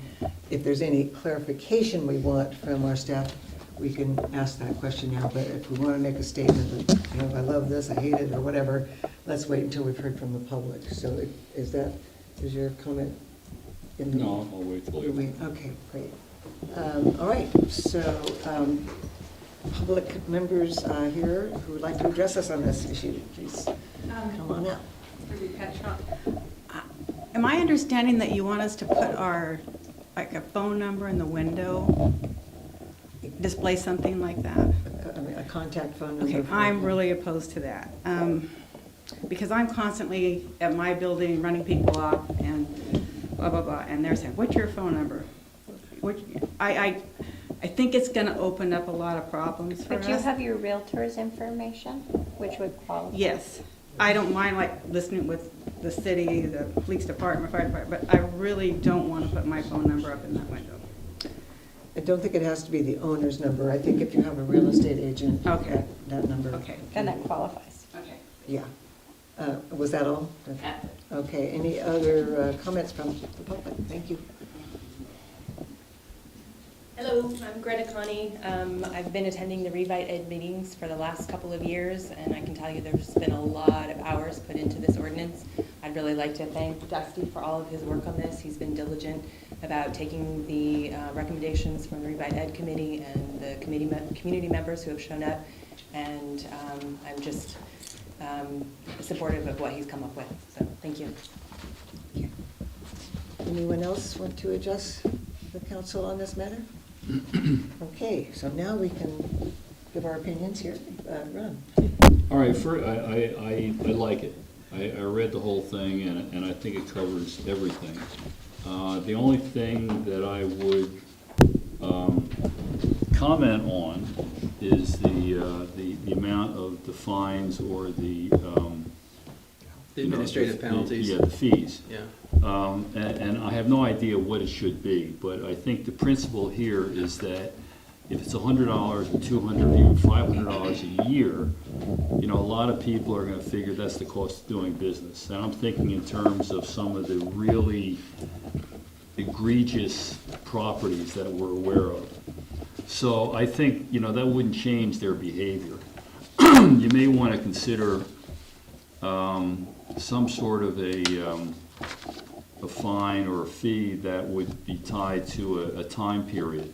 That is not once a year, but X dollars for every week or month or day or whatever that you're not in compliance. And basically, what you're looking for, you're not requiring that they get a tenant, you know, next week. That's not the thing. What you're requiring is that they bring it to a state where it can be occupied and where you're actually advertising to sell it. You're making an effort. So, you know, it's not as onerous as it may sound. You know, if you said that it's going to be a $500 a month fine for every month it's empty, that's too much. Right. But it might be for X dollars for every period that you don't make an effort. So there is a big distinction there, and I think that most property owners will not fall into that category. So you just may want to consider some of that. And what this administrative penalty does do is provide for every 6 months, there's another administrative penalty, not monthly, but okay, yeah. The first time is after 2 years, and then every 180 days, subject to another. Yeah, I mean, it's got to be a reasonable amount of time, but it also has to be impactful. I mean, like, for example, when John writes up an illegal marijuana operation, there's I believe there's a daily penalty, or it's more frequent than several months, so that can run up the cost, and that gets their attention. True, and you know, because of the disparity of some buildings are a lot bigger than others, the staff had talked about maybe $1 per square foot or something. Yeah, but the idea is it's got to be meaningful.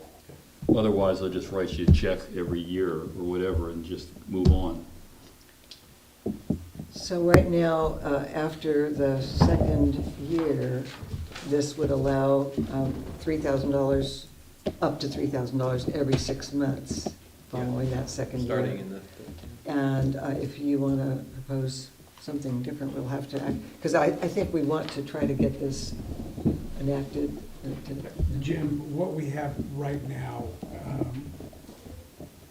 I guess, is this effective enough, and how would we go about changing the dollar amount if we found out that if we pass this today, we found out maybe our stick wasn't as big a stick as we needed? Well, I think we ought to try to introduce this tonight and agree upon what number to insert in those blanks.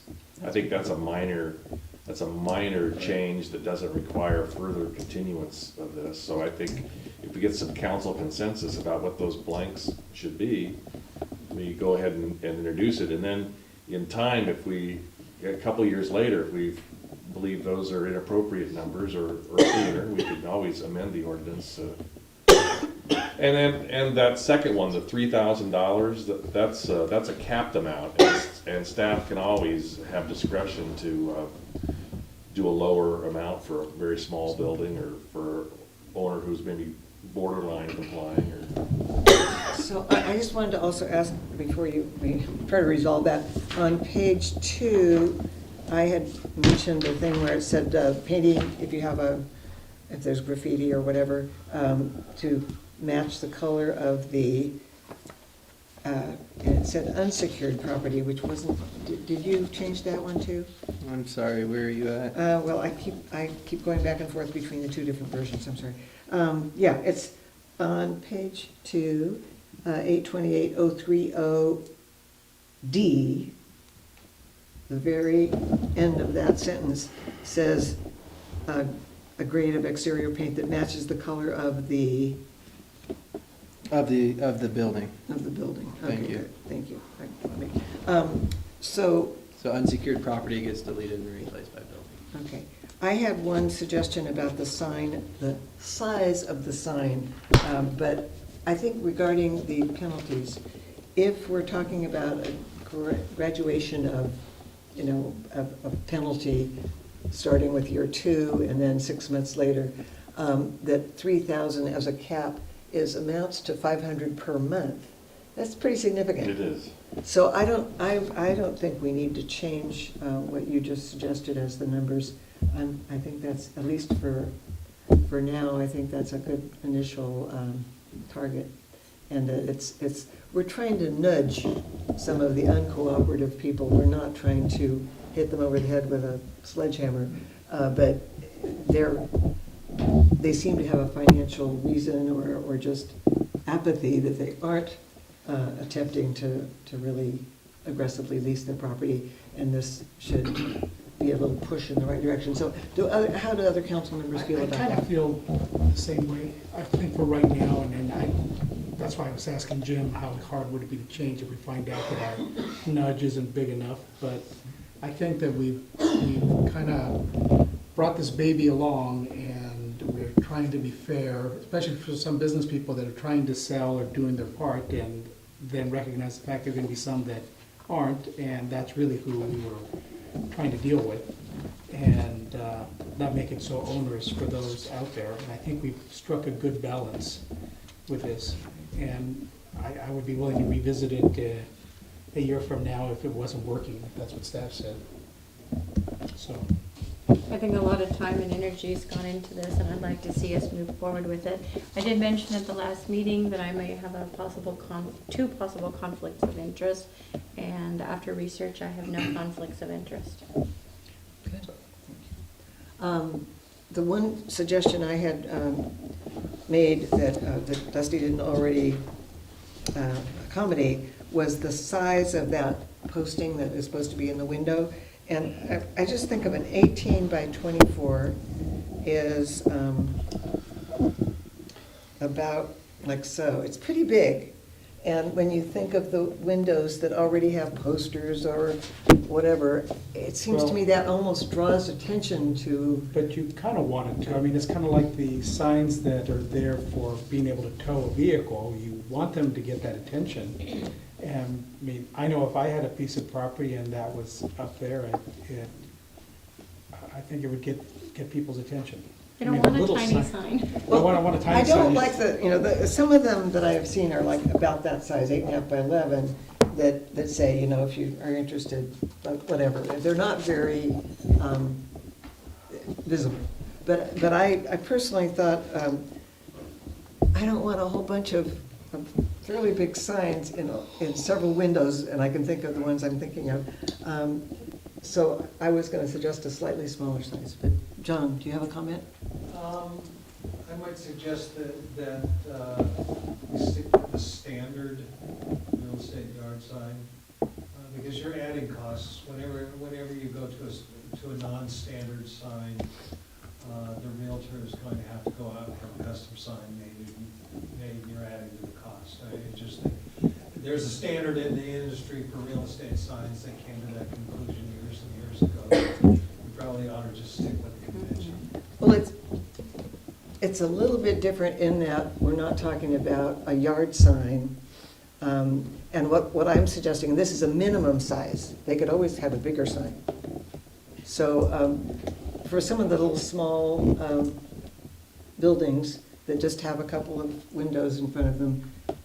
Anyway, I was going to suggest, and I don't know if anyone else agrees, that it would be a minimum size of 11 by 17, which is kind of the large event posters that people get printed.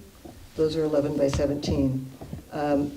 It's plenty big enough to be read, but it isn't kind of like, this building is vacant. You know? Right. You don't want to increase the blight.